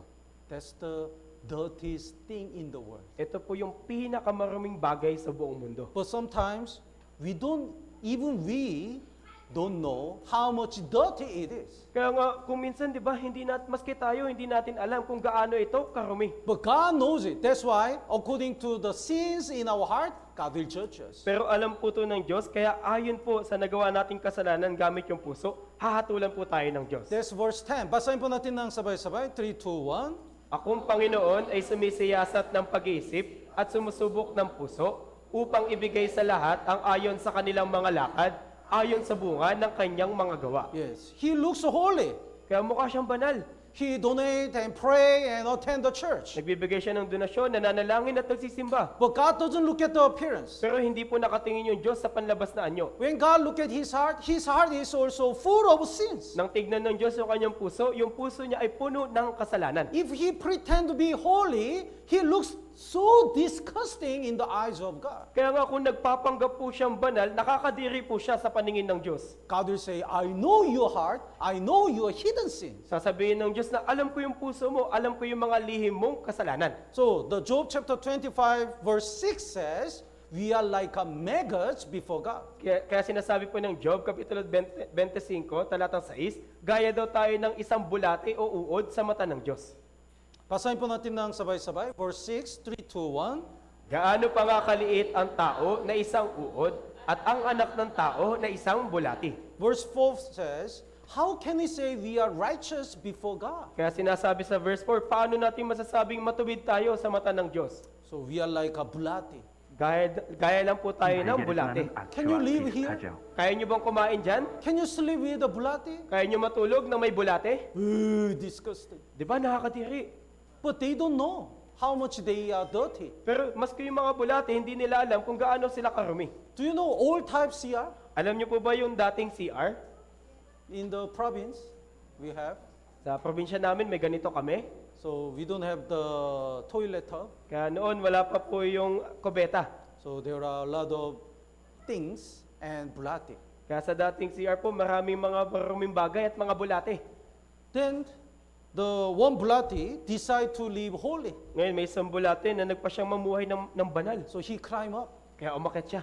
On the way, the tire is taken off. Kaya sa pag-akyat niya, lahat ng tae ay natatanggal. Then when he reaches the top and look at the other bulati, they look so dirty. Ngayon, nung una ka nandun na siya sa tuktok at tinignan yung ibang mga bulati, sabi niya, ay, kadiri kayo. So this bulati says, you dirty bulati. Kaya sabi ng bulati, kayo, mga kadiri kayong Look at bulati. me, I'm holy. Tignan niyo ako, banal ako. Then the other bulati says, yes, you look so good and holy. Ngayon, sabi din ng ilang bulati, oo nga, mabuti ka at banal. So this bulati becomes very proud. Kaya naging mayabang yung bulati na to. Yes, I'm holy bulati. Oo, ako'y banal na bulati. If I meet my master, he will be so happy. Kung pupuntahan ko yung amo ko, magiging masaya siya. So he went to the dining table. Kaya pumunta po siya doon po sa hapagkainan He searched the highest place. at tinanap niya po yung pinakamataas na lugar. That is the top of the rice. At yun po yun sa tuktok ng mga kanin. So he wait his master. Kaya inantay niya po yung kanyang amo. Happy dinner time. And he was about to eat the rice. Ngayon, kakain na sana yung amo. Then the one rice is moving. Ngayon, yung isang kanin ay gumagalaw. Master, I'm here. Amo, nandito ako. I took a shower. Naligo na ako. I put the perfume. Naglagay pa ako ng pabango. Look at me, I'm holy O, bulati. tignan mo, banal akong bulate. When he was about to eat, one rice is moving. Kaya nung isusubo niya na, may isang butil ng bigas na gumagalaw. That is bulati. Oh, may bulati. He threw all the food. Kaya tinapon niya po yung lahat ng pagkain. Then this bulati is embarrassed. Ngayon, di ba yung bulati na to mapapahiya? Why you look at me like a dirty bulati? Bakit mo ako tinitignan na para maduming bulati? I'm different. Iba na ako sa kanila. But he doesn't know. In the world of bulati, there are dirty bulati, clean bulati, holy bulati. Pero hindi niya po kasi alam na sa mundo ng mga bulate, merong madumi, malinis at banal na bulate. But he doesn't know their eyes is totally different from the eyes of man. At hindi po niya alam na yung kanyang paningin ay iba sa paningin ng mga tao. In the eyes of man, they are all dirty. Dahil sa mata ng Diyos, lahat po sila ay sa mata ng tao, lahat sila ay marumi. Tama po ba? Yes. In this world, there are great sinner and good man and holy man. Kaya dito po sa mundo, may mga dakilang makasalanan, mabubuting tao at mga banal na tao. But in the eyes of God, they are all dirty sinners. Pero sa mata po ng Diyos, lahat po ay maruming makasalanan. Why do we think we are good or holy? Kaya bakit ba natin iniisip na mabait at banal tayo? Because we compare ourselves with other people. Dahil kinukumpara po natin yung ating sarili sa ibang tao. I'm better than them. Eh, mas mabuti naman ako kaysa sa kanila. He always steal the money, but I don't. Lagi nga yan nagnanakaw, ako hindi eh. That's why we think we are good person, Kaya nga iniisip natin na mas mabuti tayo kaysa kanila. but we have to check ourselves before God. Pero dapat po natin tignan yung ating sarili sa mata ng Diyos. Before God, all of us are like a maggot. Dahil sa mata po ng Diyos, lahat po tayo ay gaya ng bulate. Many people think, even if I commit many sins, I'll not commit a sin in the future. Then I can go to heaven. May ilang tao na inisip nila na, kahit nakagawa na ako ng kasalanan noon, pero sa hinaharap, hindi na ako magkakasala, kaya makakapasok na ako sa langit. No. Hindi po. Even though we try to stop our sin in the future, it's not possible. Dahil kahit po subukan nating itigil yung kasalanan natin sa kinabukasan, hindi po ito posible. The James chapter 4, Santiago chapter 4 verse 17 says, even though we know that is good, if we don't do it, that is also sin. Dahil sinabi din po sa Santiago Kapitulo 4, kapag may nalalaman tayong mabuting bagay, pero kung hindi natin ginagawa yon, ito ay kasalanan para sa atin. And even though we really stop our sin in the future, we already commit many sins. At kahit nasubukan at kahit na natigil talaga natin yung kasalanan natin sa hinaharap, nakagawa pa rin tayo ng maraming kasalanan nung nakaraan. So we should be judged according to our sins. Kaya tayo po ihatulan ng Diyos ayon dun sa lahat ng kasalanan. And some people think, that's why I need to attend the church, I read the Bible, I try to live according to the Word of God and help poor people. Kaya nga may ilang tao, kaya nga kailangan kong magsimba, magbasa ng Biblia, mamuhay ng mabuti at ayon sa kalooban ng Diyos. No. Hindi po. Many people think like this. If they have a better score of the good deeds than the bad deed, they can go to heaven. Dahil yung ibang tao, ganito po sila mag-isip. Kapag daw mas marami silang nagawang mabuti kaysa sa masama, makakapasok sila sa langit. No. Pero hindi po. Some people say, if our bad deed score is more than the good deed score, I go to hell. But if opposite case, I can go to heaven. No, that's totally misunderstanding. Kaya sinasabi ng iba na kapag marami ako nagawang kasalanan kaysa sa kabutihan, mapupunta ako sa impyerno at kapag baliktad naman, sa langit ako. Pero mali po, ito ay maling pagkaunawa. Jeremiah chapter 2 verse 22. Basahin po natin ng sabay-sabay. 3, 2, 1. Kahit maligo ka ng lihiya at gumamit ng maraming sabon, ang mantsa ng iyong pagkakasala ay nasa harapan ko pa rin, sabi ng Panginoong Diyos. When we touch the dirty things, we can use the soap and to clean. Di ba kapag nakahawak tayo ng maraming bagay, pwede tayong gumamit ng sabon para linisin yung kamay natin? But when we commit a sin, even though we take a shower 100 times, 1,000 times, we cannot wash it. Pero kapag ka nagkasala po tayo at maligo tayo ng 100 at 1,000 ulit, hindi po ito mawawala. Even though we do the good deeds and attend the church, we cannot pay the penalty of our even one single sin. At kahit tayo po'y gumawa ng mabuti o magsimba pa, hindi po nito mababayaran maski po isang katiting na kasalanan. Unchan, would you bring the my back? Isaiah chapter 64 verse 6. Basahin po natin ng sabay-sabay. 3, 2, 1. Kaming lahat ay naging gaya ng isang marumi, at ang lahat naming katwiran ay naging parang maruming kasuotan. Kaming lahat ay nalalantang gaya ng dahon, at tinatangay kami ng aming mga kasamaan na parang hangin. This verse is very important. Kaya napakahalaga po ng talata na to. So yellow part means even our good deeds are not acceptable to God. Kaya yung dilaw na parte po, ibig sabihin po nito, maski po yung katwiran o yung mabuti nating gawa, ay hindi po tinatanggap ng Diyos. Why? Bakit po? Because motive is not pure. Dahil yung ating layunin ay hindi po malinis.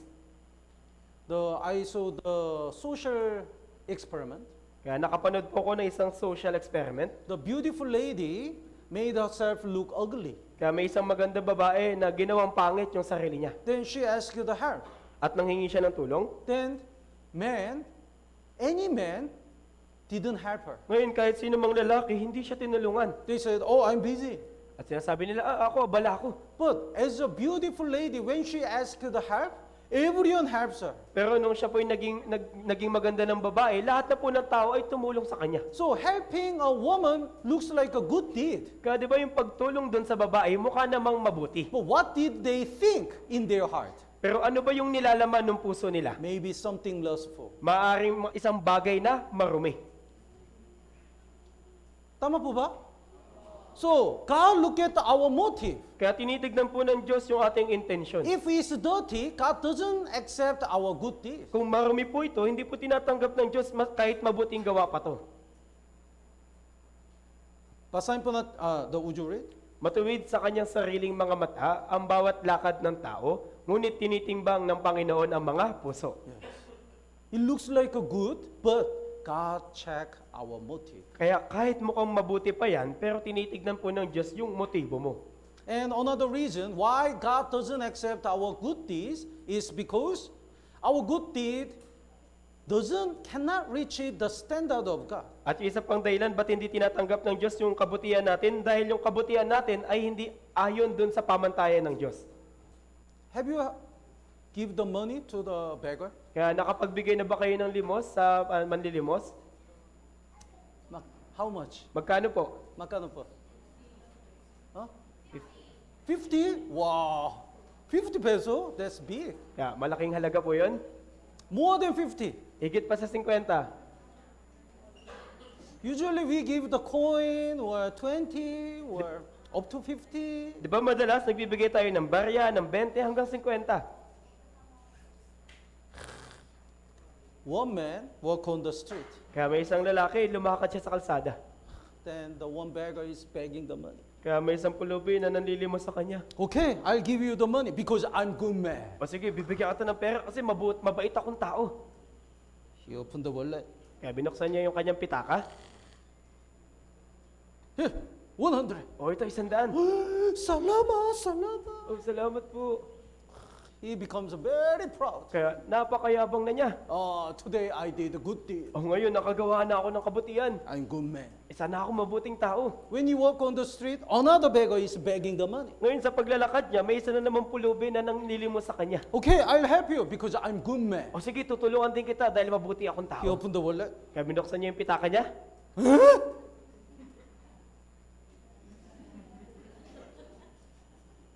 He has only 1,000 pesos. Meron na lamang po siyang 1,000. Where is coin? Nasaan yung barya dito? Where is the 20 pesos? Sa yung 20. Only 1,000. Eh, 1,000 na lang. Not 1,000. Ah, hindi to 1,000. He can give 20 peso, 50 peso, but not 1,000. Kaya pwede siya magbigay ng 20, ng 50, pero hindi ng 1,000. Honestly, our righteousness, our good deed is very limited. Kaya sa katunayan po, yung mga ginagawa nating kabutihan ay limitado. Then what's the standard of God? Ngayon, ano yung pamantayan ng Diyos? Basahin po natin ng sabay-sabay. 3, 2, 1. Ibigin mo ang iyong kapwa na gaya ng iyong sarili. So what's the way to love another like yourself? Kaya paano yung paraan para ibigin mo yung iyong ibang kapwa na gaya ng iyong sarili? You have to share everything you have. Dapat mo pong ibigay sa kanya lahat ng meron ka. So you have to bring the beggar to your house. Kaya dapat mong dalhin yung pulubi sa bahay mo. Because you have a house and he doesn't have a house. Dahil ikaw may bahay ka, siya wala. And you have to share all the money, all the food, clothes. At dapat mong ibigay lahat ng pera mo, pagkain mo, maski yung suot mo. Is there anyone who can do it? Meron ba dito na kayang gawin yon? Anyone? If here is anyone, I'll bring all the beggars in Manila to your house. Kung meron man, dadalhin ko po lahat ng pulubi sa bahay mo. He will take care of you. Oh, siya mag-aalaga sa iyo. You can invite all your friends. At pwede ka pa mag-imbita. We should be honest. Kaya dapat po tayong maging tapat. We can donate some money, but we cannot love another like ourselves. Maaari tayong magbigay ng pera ng iilang pera, pero hindi po natin kayang ibigin yung kapwa natin na gaya ng ating sarili. That's why Bible clearly says, by our good deed, we cannot be forgiven, we cannot go to heaven. Kaya nga malino na sinasabi ng Biblia na sa paggawa ng mabuti, hindi po to sapat para makapasok sa langit. Real good works before God is impossible. Dahil yung tunay na paggawa ng mabuti sa mata ng Diyos ay imposible. So, Jeremiah chapter 13 verse 23 clearly says, mababago, would you read? Mababago ba ng taga-Ethiopia ang kanyang balat o ng leopardo ang kanyang mga batik? Yes.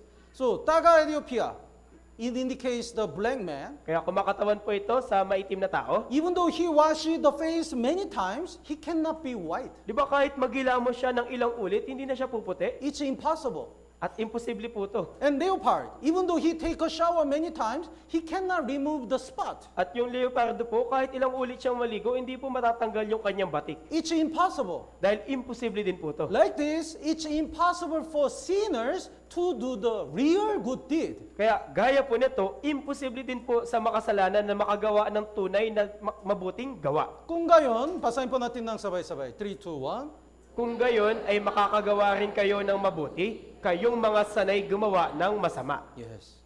So good works is not the way to go to heaven. Kaya yung mabuting gawa, hindi po ito paraan para makapasok sa langit. And some people think I commit few sins, not many sins. At yung ilan naman sinasabi, konti lang naman yung nagawa kong kasalanan, hindi marami. And not big sin, very small sins. At hindi po yun malaking kasalanan, maliliit na kasalanan lang.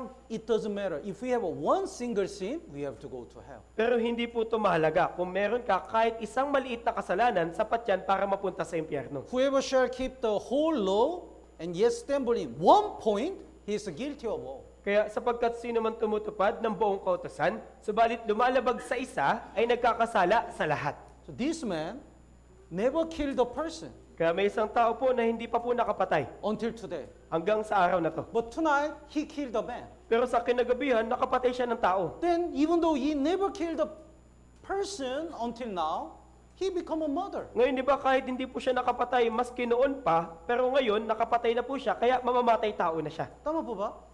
So whether we kill the one man or 100 people, as long as we kill the man, we become a murderer. Kaya makapatay man tayo ng isa o ng 100 tao, hanggat nakapatay tayo ng tao, tayo ay mamamatay tao. Whether we steal the 10 peso or 1 million, it doesn't matter. As long as we steal the money, we become thief. Tayo man ay kumupit ng 10 piso o magnakaw ng 1 milyon, hindi po yun mahalaga. Basta tayo po'y kumuha ng pera, tayo ay magnanakaw na. That's why one sin is enough to go to hell. Kaya nga po yung isang kasalanan ay sapat na para mapunta ka sa impyerno. That's why Jesus says like this. Basahin po natin ng sabay-sabay. 3, 2, 1. Katotohanan sinasabi ko sa iyo, hindi ka makakalabas doon hanggang sa hindi mo nababayaran ang kahuli-hulihang kusing.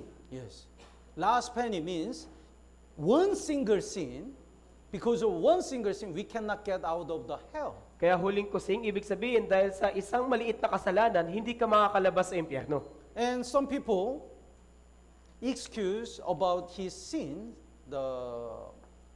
He blamed he blamed other people. At yung ilang tao naman po, nagdadahilan pa na sinisisi nila yung ibang tao. Because of this man, I didn't have any other choice but committing sin. Dahil sa taong ito, kaya wala na akong mapagpasyan, kundi magkasala na lang. I don't have a food. That's why I stole it. Wala nga kaming makain, kaya nga nagnakaw na ako eh. It cannot be excused. Pero hindi po ito dahilan. Because if it is allowed, all the poor people are allowed to steal the money. Dahil kung papayagan yung palusot mo, lahat na po ng may hirap, dapat magnakaw na rin. Sin is a sin. Yung kasalanan ay kasalanan. So the Bible says, no matter what the circumstance is, in the end, we are the person who decide the decision. Kaya ayon po sa Biblia na anuman po yung nangyayari o kalagayan natin, yung pinakahuling magpapasya pa rin po ay tayo pa rin. So even though we commit a sin, sometimes we blame our God and other people. At kaya kung minsan, kapag nagkasala tayo, minsan sinisisi natin yung Diyos at yung ibang tao. So the Lamentation chapter 3 verse 39, basahin po natin ng sabay-sabay. 3, 2, 1. Bakit magreklamo ang taong may buhay, ang tao tungkol sa parusa sa kanyang mga kasalanan? This part is important. Sa kanyang mga kasalanan. Sa kanya. His sin. That is not other people's sin, his own sin. Kaya kanyang kasalanan, ibig sabihin hindi kasalanan ng iba, kundi kasalanan niya. So, we always commit sin. Kaya lagi po tayong nagkakasala. And one day, we have to die. At darating yung araw na mamamatay tayo. Hebrew chapter 9 verse 27, as it is appointed for men to die once. At yamang itinakda sa mga tao ang mamatay na minsan. It means nobody can avoid the death. Kaya ibig sabihin po, walang makakaiwas sa kamatayan. Look at this. Dramatic dashcam video out of upstate New York where a crash caused a massive pileup. You can see a truck plow through a line. They just live in the house. Kaya nasa loob pa sila ng bahay yan. They didn't do anything wrong. Ni wala naman silang ginagawang masama. But by any accident, anytime we can die. Pero sa anumang uri ng aksidente, sa anumang panahon, maaari tayong mamatay. But as we study, death is not the end. Pero gaya na napag-aralan natin, hindi katapusan ang kamatayan. Right after we die, we stand before God. Pagkatapos ng kamatayan, tayo sa harapan ng Diyos. Then God will reveal all our sin and judge our sins. At ilalantad ng Diyos lahat ng nagawa nating kasalanan at ahatulan tayo. Basahin po natin ng same verse. Basahin po natin ng sabay-sabay. 3, 2, 1. At yamang itinakda sa mga tao ang mamatay na minsan, at pagkatapos nito ay ang paghuhukom. Yes. So, we used to say we are living in this world. Kaya di ba palagi nating sinasabi na nabubuhay tayo dito sa mundo. But actually, the truth is, we are dying. Pero sa katunayan po, tayo ay malapit na sa kamatayan sa mundo na ito. Death is coming. Dahil yung kamatayan ay papalapit na. It means God's judgment is coming. Kaya ibig sabihin din ito, yung paghuhukom ng Diyos sa atin ay paparating na. So, many people think, even though I commit a sin, never happened. Nothing happens. Kaya may mga tao na nag-iisip na kahit naman gumagawa ako ng kasalanan, wala naman nangyayari. So, maybe there is no judgment. Kaya maaari, wala talagang paghuhukom. Would you read? Ang mga bagay na ito ay iyong ginawa at ako'y nanahimik, iniisip mong ako'y gaya mo. So, God says, because I don't judge you now, you think I'm like a man. Kaya sabi ng Diyos na, dahil ba hindi kita hinahatulan agad, iniisip mo na tao ako na gaya mo? But I already count all your sin and never forget. Pero sa katunayan, binibilang na po ng Diyos yung kasalanan natin at hindi ito kinakalimutan. When you stand before God, I'll show all your sins in order. At kapag tumayo ka na sa harapan ng Diyos, ipapakita ng Diyos lahat ng kasalanan mo mula nung pinanganak ka. Basahin po natin ng sabay-sabay. 3, 2, 1. Ngunit ngayon sinasaway kita at ipinapataw ang paratang sa harapan mo. Yes. Then, God will judge all people. At pagkatapos, hahatulan ng Diyos lahat ng tao. Kayong nakakalimot sa Diyos, tandaan ninyo ito, baka kayo'y aking pagluray-lurayin at walang magligtas sa inyo. Even though we forget, God never forget our sins. Kaya kahit na makalimutan natin, hindi po nakakalimutan ng Diyos yung ating kasalanan. Would you read? Sapagkat dadali ng Diyos ang bawat gawa sa paghukom, pati ang bawat lihim na bagay, maging ito'y mabuti o masama. We think, when I commit a sin, there is nobody. Kaya iniisip natin na nung nagkasala naman ako, walang tao dun. So probably nobody knows my sin. Kaya maaari, walang nakakaalam ng kasalanan ko. But even in that secret place, there was a God. Pero maging doon po sa lihim na lugar na yon, nandun po yung Diyos. God count all our sins. Binibilang po ng Diyos yung lahat nating kasalanan. If somebody took all our life with the CCTV and show it to everyone, we'll feel really shameful. Kaya kung may kumuha ng CCTV, ng lahat ng ating buhay, gamit yung CCTV at ipapakita ito sa iba, mapapahiya po talaga tayo. The Bible clearly says God will reveal all our revealed sin and hidden sins. Kaya malinaw na sinasabi ng Biblia na ilalantad ng Diyos yung mga nagawa nating kasalanan, maski po yung mga lihim na bagay. Then we have to go to hell. At pagkatapos nito, dadalhin tayo ng Diyos sa impyerno. It's called the second death. Tinatawag itong ikalawang kamatayan. Would you read? Ang kamatayan at ang Hades ay itinapon sa lawa ng apoy. Ito ang ikalawang kamatayan, ang lawa ng apoy. At ang sino mang hindi natagpo ang nakasulat sa aklat ng buhay ay itinapon sa lawa ng apoy. The meaning of death is a separation. Kaya yung kahulugan ng kamatayan ay pagkahiwalay. So when the spirit is separated from body, that's the first death. Kaya nga kapag yung espiritu ay nahiwalay na po sa katawan, ito yung unang kamatayan. Then we will stand before God. At tayo po'y tatayo sa harapan ng Diyos. And if all our sins are not forgiven, we will be judged and go to hell. Ngayon, kung yung lahat nating kasalanan ay hindi napatawad sa mata ng Diyos, tayo po'y hahatulan at dadalhin sa impyerno. We are separated from God forever. That is the second death. Tayo po ay mahihiwalay sa Diyos magpasawalang hanggan. Ito po yung ikalawang kamatayan. So second death means going to hell. Kaya yung kahulugan po ng ikalawang kamatayan ay yung patungo sa impyerno. Then the Bible says that is the lake of fire, eternal fire. At sinasabi ng Biblia na ito ay lawa ng apoy. So we never die in the hell, but there is eternal fire. Kaya hindi po tayo mamamatay doon sa impyerno habang sinusunog sa walang hanggang apoy.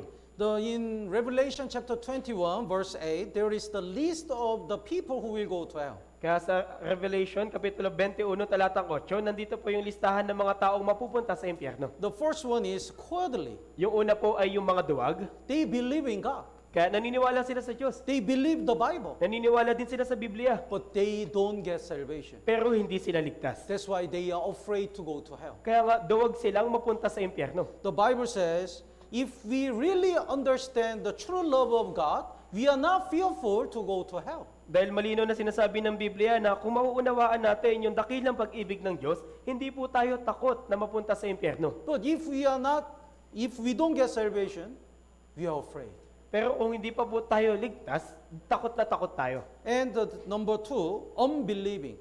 At yung pangalawa ay yung hindi nananampalataya. If we don't believe the Bible and God's judgment, of course we will go to hell. Opo, kung hindi talaga tayo naniniwala sa Biblia at sa paghukom ng Diyos, talagang mapupunta ka sa impyerno. And abominable murderers and sexual immoral, even though we don't commit that sin with our body, if we think that sin is already sin before God. Maski yung karumal-dumal, mamamatay tao, mapakiapid, kahit hindi natin ito aktual na ginawa, pero kung inisip lang natin, ito po'y kasalanan na sa harapan ng Diyos. Number 8, all liars At sa shall num- have their part in the lake which burn with the fire and brimstone. At sa number 8 naman, at sa lahat ng mga sinungaling, ang kanilang bahagi ay sa lawa na nagliliyab na apoy at asupre. So if we consider the Bible as a lie, we are all liars. Kaya nga kung iniisip natin na kasinungalingan yung Biblia, ikaw yung sinungaling. Then the Bible clearly says, those who don't get salvation according to the Bible will go to eternal hell. At malinaw din na sinasabi ng Biblia na yung mga taong hindi naligtas ayon sa sinasabi ng Biblia, sila ay mapupunta sa impyerno. Sinasabi ng salita ng Diyos, at nakita ko ang isang malaking puting trono at siya na nakaupo roon, na sa kanyang mukha ang lupa at ang langit ay tumakas, at walang nasumpungang lugar para sa kanila. At ibinigay ng dagat ang mga patay na nasa kanya. At ibinigay ng kamatayan at impyerno ang mga patay na nasa kanila. At nakita ko ang mga patay na maliliit at dakila na tumayo sa harap ng Diyos. At ang mga aklat ay binuksan, at isa pang aklat ang binuksan na siyang aklat ng buhay. At ang mga patay ay hinatulan mula sa mga bagay na iyon na nasusulat sa mga aklat ayon sa kanilang mga gawa. Ang bawat walang kabuluhang salita na sasabihin ng mga tao ay kanilang ipagbibigay sulit sa araw ng paghuhukom. Kapag ito ay natapos na, hihilingin ng Diyos sa isang anghel na buksan ang aklat ng buhay upang tingnan kung naroon ang iyong pangalan. Titingnan ng anghel at sasabihin, Wala po ang pangalang iyon, Panginoon. at sasabihin ng Diyos, lumayo kayo sa akin, kayong mga isinumpa sa walang hanggang apoy na inianda para sa diablo at kanyang mga anghel. At ang mga ito ay mapupunta sa walang hanggang kaparusahan. Ngunit ang matutuwid sa buhay na walang hanggan. At sino man ang hindi nasumpungang nasusulat sa aklat ng buhay ay hinihagis sa lawa ng apoy. Sinasabi ng Biblia, at ang usok ng kanilang paghihirap ay pumapailan lang magpakailan at kailanman, at sila'y walang kapahingahan sa araw ni sa gabi. So after we die, we should be judged according to our sin. Kaya pagkatapos ng kamatayan, tayo po ihahatulan ayon sa ating mga nagawang kasalanan. Then we have to go to hell. At pagkatapos, tayo po'y dadalhin sa impyerno. Jesus mentioned about the hell more than heaven. Kaya binanggit po ni Jesus ng ilang ulit yung tungkol sa impyerno kaysa sa langit. Because Jesus really doesn't want all of us to go to hell. Dahil ganun po hindi ninanais ni Jesus na yung lahat tayo ay mapunta sa impyerno. Then what is the hell like? Ngayon, ano ba yung itsura ng impyerno? The hell is the everlasting fire. Yung impyerno po ay walang hanggang apoy. And number 4, there is no rest day or night. At wala pong kapahingahan, araw o gabi. And number 5, we still have a memory about this world. At sa number 5, mananatili po yung alaala natin dito sa mundo. In Luke chapter 16, there is a certain rich man. Kaya sa Lucas Kapitulo 16, narito po yung mayamang lalaki. He doesn't get salvation. Kaya hindi po siya naligtas. So he went to hell. Kaya napunta po siya sa impyerno. Then he remembered his unsaved brothers. Ngayon naalala niya po yung mga kapatid niya na hindi pa ligtas. So he is really pleading to send the Lazarus to deliver the message of salvation to his unsaved brothers. Kaya nga nagmamakaawa talaga siya na isugo sila sa road doon sa mga kapatid niyang hindi pa naligtas para maligtas din sila. So it means we still have a memory even though we go to hell. Kaya ibig sabihin, mananatili po yung alaala natin kahit nasa impyerno na tayo. So if you don't get salvation and go to hell, you will remember this Bible seminar. Kaya nga po kung hindi ka maliligtas at mapupunta ka sa impyerno, maaalala mo itong Grand Bible Seminar. The Bible says, in the hell, the people gnash their teeth. Sinasabi ng Biblia na sa impyerno daw, nangangalit yung mga ngipin ng mga tao. Why do they gnash the teeth? Kaya bakit nangangalit yung kanilang ngipin? Because they are so painful. Dahil po sa labis na sakit. And also, they are so regretful. Ganon din po sa labis po nilang panghihinayang. Why I didn't get salvation that time? Kaya bakit pa ba hindi ako naligtas nung panahon na yun? Why did I ignore the God's warning? Bakit ko ba binaliwala yung babala ng Diyos? Why did I not truly repent and believe in the gospel? At bakit hindi ako tunay na nagsisi at nanampalataya sa Ebanghelyo? Why did I miss the last session? At bakit ba hindi pa ako pumunta doon sa huling session? Even though we are so regretful, it's too late. At kahit po manghinayang ka pa, huli na yung lahat. Because the Bible says, the verse 8, number 8, once we go to hell, we never ever get out of the hell. Dahil sinasabi ng Biblia doon sa number 8, na kapag nandun na tayo sa impyerno, hindi na po tayo makakalabas doon. There is a really wrong doctrine in Roman Catholic Church. Kaya sa simbahang katoliko po, merong maling katuruan. That's the purgatory. Yun po yung purgatorio. they insist that's the middle place between heaven and hell. Kanilang pinipilit, ito daw yung gitnang lugar sa gitna ng langit at impyerno. So if you don't get salvation, you stayed in the purgatory. Kaya kung hindi ka daw maliligtas, mapupunta ka sa purgatorio. And if the other family who alive, if they offer the money to the church and do the good pray a lot, they can send the dead family in purgatory to heaven. At sinasabi ng mga Katoliko na kapag ka yung mga buhay mo pang kamag-anak ay nagbigay ng malaking pera at nanalangin ng patuloy sa doon sa simbahan na yon, yung kaluluwa mo na nasa purgatorio ay maaaring mapunta sa langit. That is totally lie. At ito po ay malaking kasinungalingan. Do you have any supporting verse about purgatory in the Bible? Meron bang mga talata na tungkol sa purgatorio na nasa Biblia? Bible clearly says once we die, we go to heaven or hell forever. There is no middle place. Dahil malinaw na sinasabi ng Biblia na sa araw ng kamatayan, tayo po'y tutungo sa walang hanggang langit o impyerno at wala pong gitnang lugar. If you study the history of Christianity, you can see why Roman Catholic Church make this wrong doctrine. Kaya kung pag-aaralan niyo po yung kasaysayan ng mga Kristiyano, malalaman niyo bakit nila ginawa yung ganitong doktrina. In order to collect more money, they make this doctrine. Dahil para po makalikom ng mas malaking salapi, kanila pong inimbento yung ganitong katuroan. That's why if we don't know the Bible, we can be deceived. Kaya nga kung wala tayong alam sa Biblia, madali talaga tayong madadaya. So if we don't get salvation, surely we go to hell. Kaya nga kung hindi tayo maliligtas, tiyak na mapupunta po tayo sa impyerno. So the most painful accident is being burned. Kaya yung pinaka mas masakit na aksidente ay yung masunog.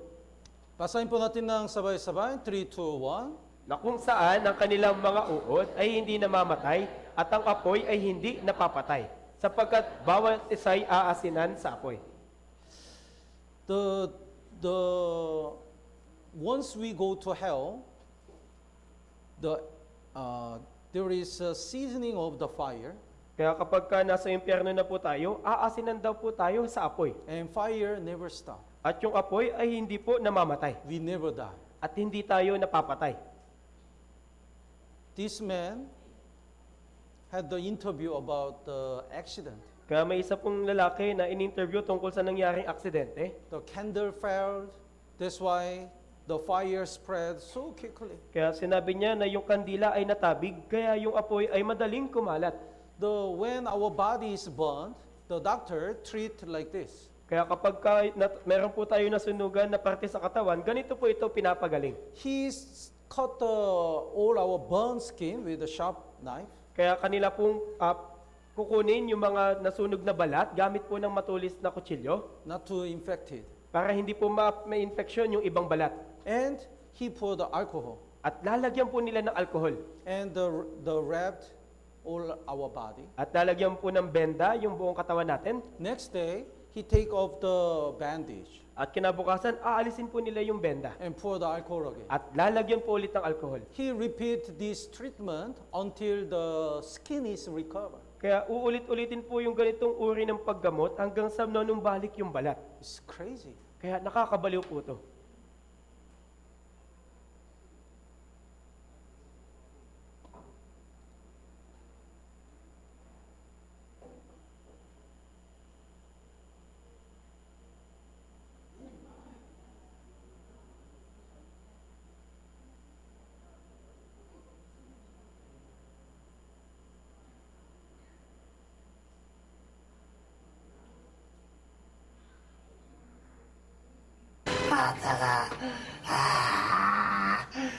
진짜 죽겠어. 이거 못 참겠다. 다 했어. 조금만. 아니, 다 했어도 뜨거운 거 어떡해. 뜨거워. 소독 살살려. 와, 지금 너무 아파요. 지금 너무 아파. 지금 너무 아파요.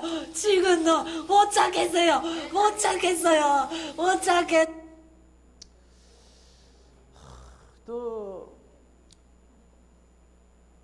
If the nurse says we need 5 minutes, then he feel like 5 minutes.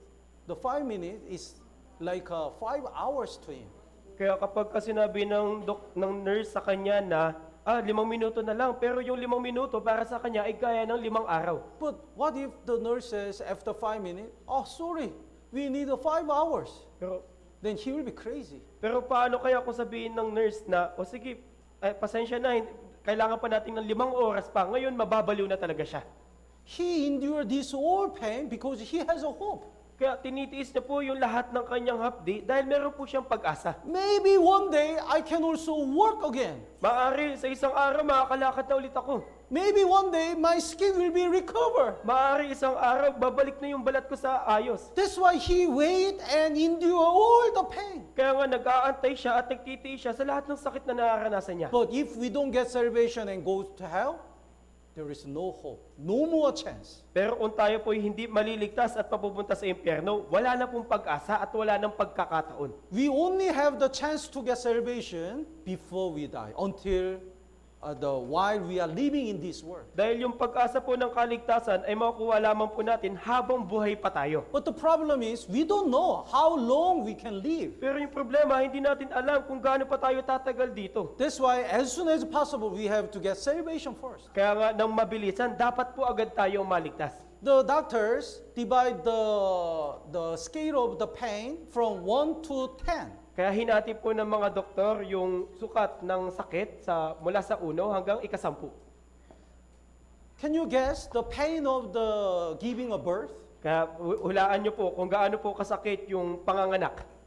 Level, I also guess that must be level 10. Kaya inisip ko din po na level 10 po. But that is only level 7 or 8. Pero yung panganganak po ay level 7 o level 8 lang. Then what is the level 10 pain? Ngayon, ano yung level 10? Cutting the hand, Yung pagputol po sa kamay. cutting the leg. At yung pagputol sa binti. That's the level 10. Yun po yung number 10 o level 10.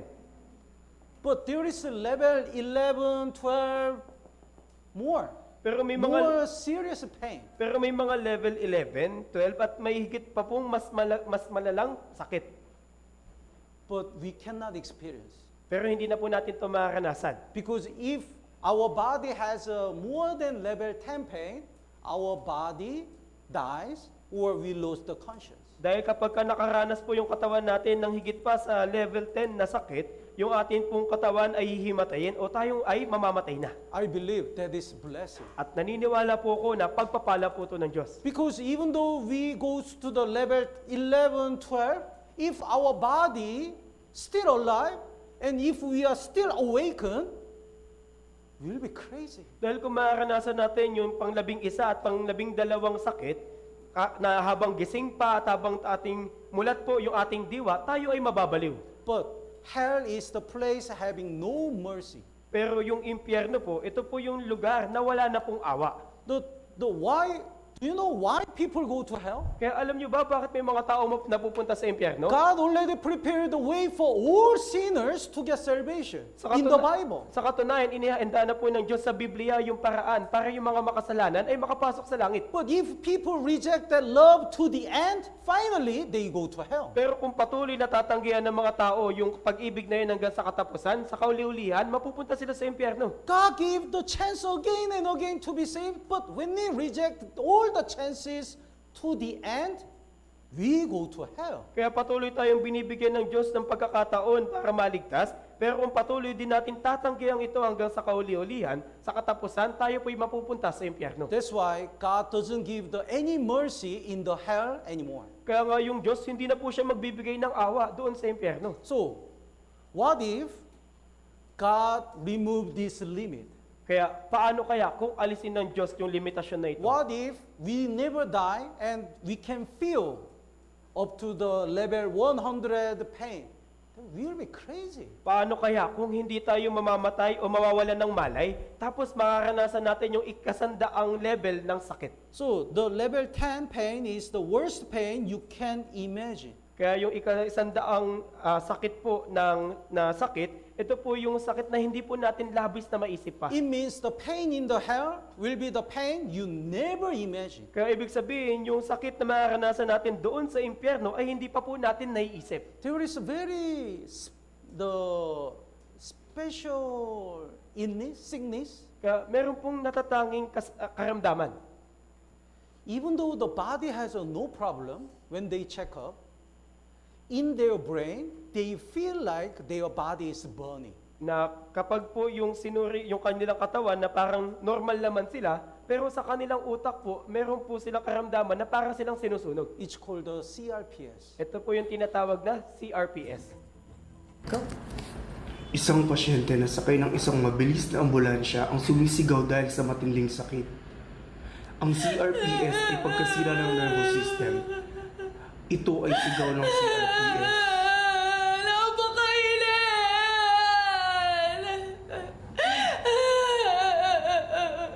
Ang aking hita ay parang mapuputol. Kahit na uminom siya ng 2 bote ng anesthesia, hindi pa rin makayanan ang sakit na ito. Pakiusap, hindi kaya ito. Hindi kaya ito. Pakiusap, iligtas mo ako, Nay. Pakiusap, pagbibigyan ako ng anesthesia.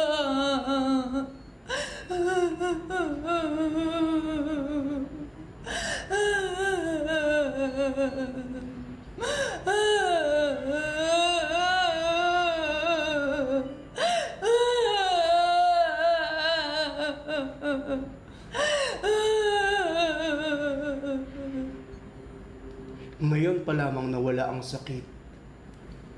Halos araw-araw siyang tinuturukan ng malakas na gamot ng anesthesia na gaya ng isang droga para sa kanser sa pasyente.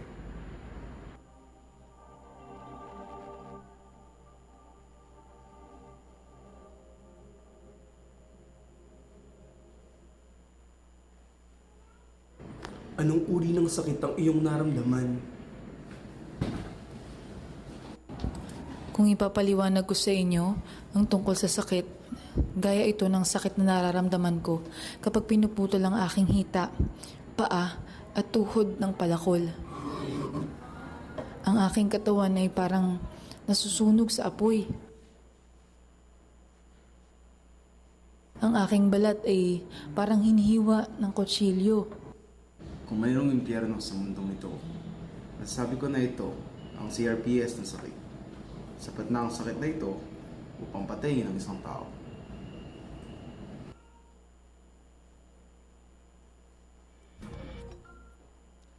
So, even though there is no fire, God can make us feel we are burning. Kaya kahit wala tayo sa apoy, kayang gawin ng Diyos na gamit yung utak natin na para tayong nasusunog. That's why Jesus said like this. Basahin po natin ng sabay-sabay. 3, 2, 1. Kung ang paamoy nakapagpapatisod sa iyo, putulin mo ito, mas mabuti pa sa iyo ang pumasok sa buhay na pilay kaysa may 2 paa ka at may tapon sa impyerno. Cutting the hands, cutting the foot is the level 10 pain. Kaya di ba yung pagputol sa kamay at sa binti, ito po ay level 10 na sakit. But Jesus said, if you can go to heaven by cutting your hands or foot, that will be better. Pero sabi ni Jesus na kung yung pagputol ng iyong kamay o kaya ng iyong binti ay sapat na para makapasok sa langit, mas mabuti po yun. Because the pain in the hell will be much worse than the pain. Dahil yung sakit na mararamdaman mo doon sa impyerno ay mas masakit kaysa sa pagputol ng kamay o paa. 2008 in China, there was an earthquake. Kaya sa China po noong 2008 ay lumindol. Then the one lady, her leg was pressed in the building. Kaya may isang babae po na yung kanyang binti ay naipit doon sa mga gusali. So only way to save her is cutting 2 legs. Kaya yung tanging paraan para maligtas siya ay yung putulin yung 2 niyang binti. So fireman asked her, what do you want? Kaya tinanong siya ng mga bumbero, anong gusto mo? Then she said, please cut my leg and save me. Ngayon sinabi niya, pakiusap, putulin niyo na yung binti niyo at binti ko at iligtas niyo ako. So for 8 hours, the doctor cut the legs. Kaya sa loob ng 8 oras, pinutol po ng mga doktor yung kanyang binti. Her name is Diao. Kaya yung pangalan po niya ay Giao. And she said, my best choice in my life is cutting my legs. At sinabi niya na yung pinakamainam na pagpili na ginawa ko sa buhay ko ay yung pagputol sa aking binti. Because she said, even though I lost 2 legs, I'm still alive. Dahil sabi niya na kahit wala na akong 2 binti, buhay pa rin naman ako. Even though we lost our 2 eyes, if we can go to heaven, that will be better. At kahit po mawala yung 2 nating mata, kung mapupunta naman tayo sa langit, mas mabuti po yun. That much, hell is a fearful place. Ganun po, nakakakilabot na lugar yung impyerno. So today we learned these topics. Kaya ngayon, ito po yung mga paksa na pinag-aralan natin. We are born as a sinner. Tayo po yung pinanganak ng makasalanan. Tama po ba? And we commit many sins. At nakagawa na tayo ng maraming kasalanan. Tama po ba?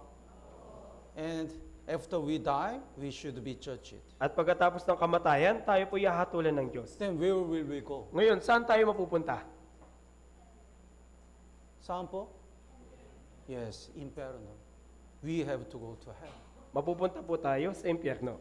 Some people really admit, yes, I'm terrible sinner. I go to hell. Kaya yung ilang tao talagang inaamin nila, oo, masama ako makasalanan, mapupunta ako sa impyerno. So Lord, please help me to get salvation. Kaya pakiusap, Panginoon, tulungan mo akong maligtas. This humble man can get salvation. Kaya yung mga ganitong mapagkumbabang tao, maliligtas sila. But some people deny the truth. Pero yung ilang tao, tinatanggi nila yung katotohanan. They get angry. Nagagalit pa sila. So the Acts chapter 7 verse 54, even though would you read? Nang marinig nila ang mga bagay na ito, sila ay nagalit at nangalit ang kanilang mga ngipin laban kay Esteban. When they listened the sermon, they felt guilty. Kaya nung nakinig sila ng sermon, talagang nabagabag yung puso nila. But instead of repentance, they gnashed the teeth and wants to deny the truth. Pero imbis na magsisi, sila ay nangalit yung kanilang ngipin at tinanggihan yung katotohanan. But other people truly repent and wants to get salvation. Pero yung ilang tao talagang nagsisisi at nagnanais ng kaligtasan. So they said, what shall I do? What shall we do? Kaya kanilang tinatanong, ano yung dapat namin gawin? How can I get salvation? Paano ako maliligtas? Tomorrow, we will find the answer in the Bible. At bukas po, hahanapin natin yung kasagutan nito sa Biblia. Basahin po natin ng sabay-sabay, 3, 2, 1. At sinabi sa kanila ni Pedro, magsisi kayo upang mapatawad ang inyong mga kasalanan. Yes. So here is an ostrich. Kaya narito po yung ostrich. If the lion chased the ostrich put the head on the ground and closed the eyes. Kaya pag inahabol po siya ng leon, kanya pong inilulubog yung ulo niya sa lupa. And she says, there is no lion. Walang lion. At pumipigit siya at sinasabi, walang leon. Even though she closed and denied, lion is still following. Di ba kahit pumigit pa yung mata niya at tanggi niya to, nandun pa rin yung leon. Some people wants to deny the truth because they are fearful. At yung ilang tao gusto nilang tanggihan yung katotohanan dahil natatakot sila. Maybe there is no hell. Tingin ko wala namang impyerno. No judgment. Walang paghukom. Maybe I can go to heaven. Tingin ko naman mapupunta ako sa langit. Even though we close the eyes, God's judgment is coming. Kahit pumikit pa yung mata natin, paparating pa rin po yung paghukom ng Diyos. That's why we should find the answer in the Bible. Kaya nga po, dapat nating matagpuan yung kasagutan sa Biblia. We cannot do anything. Dahil wala po tayong magagawang anuman. That's why we just need the God's mercy. Kaya nga ang kailangan lang po natin ay yung awa ng Diyos. So, this is God's heart. Basahin po natin today's last verse. Basahin po natin ng sabay-sabay. 3, 2, 1. Na nagnanais na ang lahat ng tao ay maligtas at makarating sa pagkakilala ng katotohanan. Yes. Even though we are terrible sinner, God really want us to get salvation. Kaya kahit na lubha tayo yung makasalanan, ninanais talaga ng Diyos na tayo lahat ay maligtas. So, do you believe isang Diyos na tunay? Kaya naniniwala na ba kayo sa isang Diyos na tunay? Opo. And do you really want to get salvation? At ninanais nyo ba na maligtas? Yes.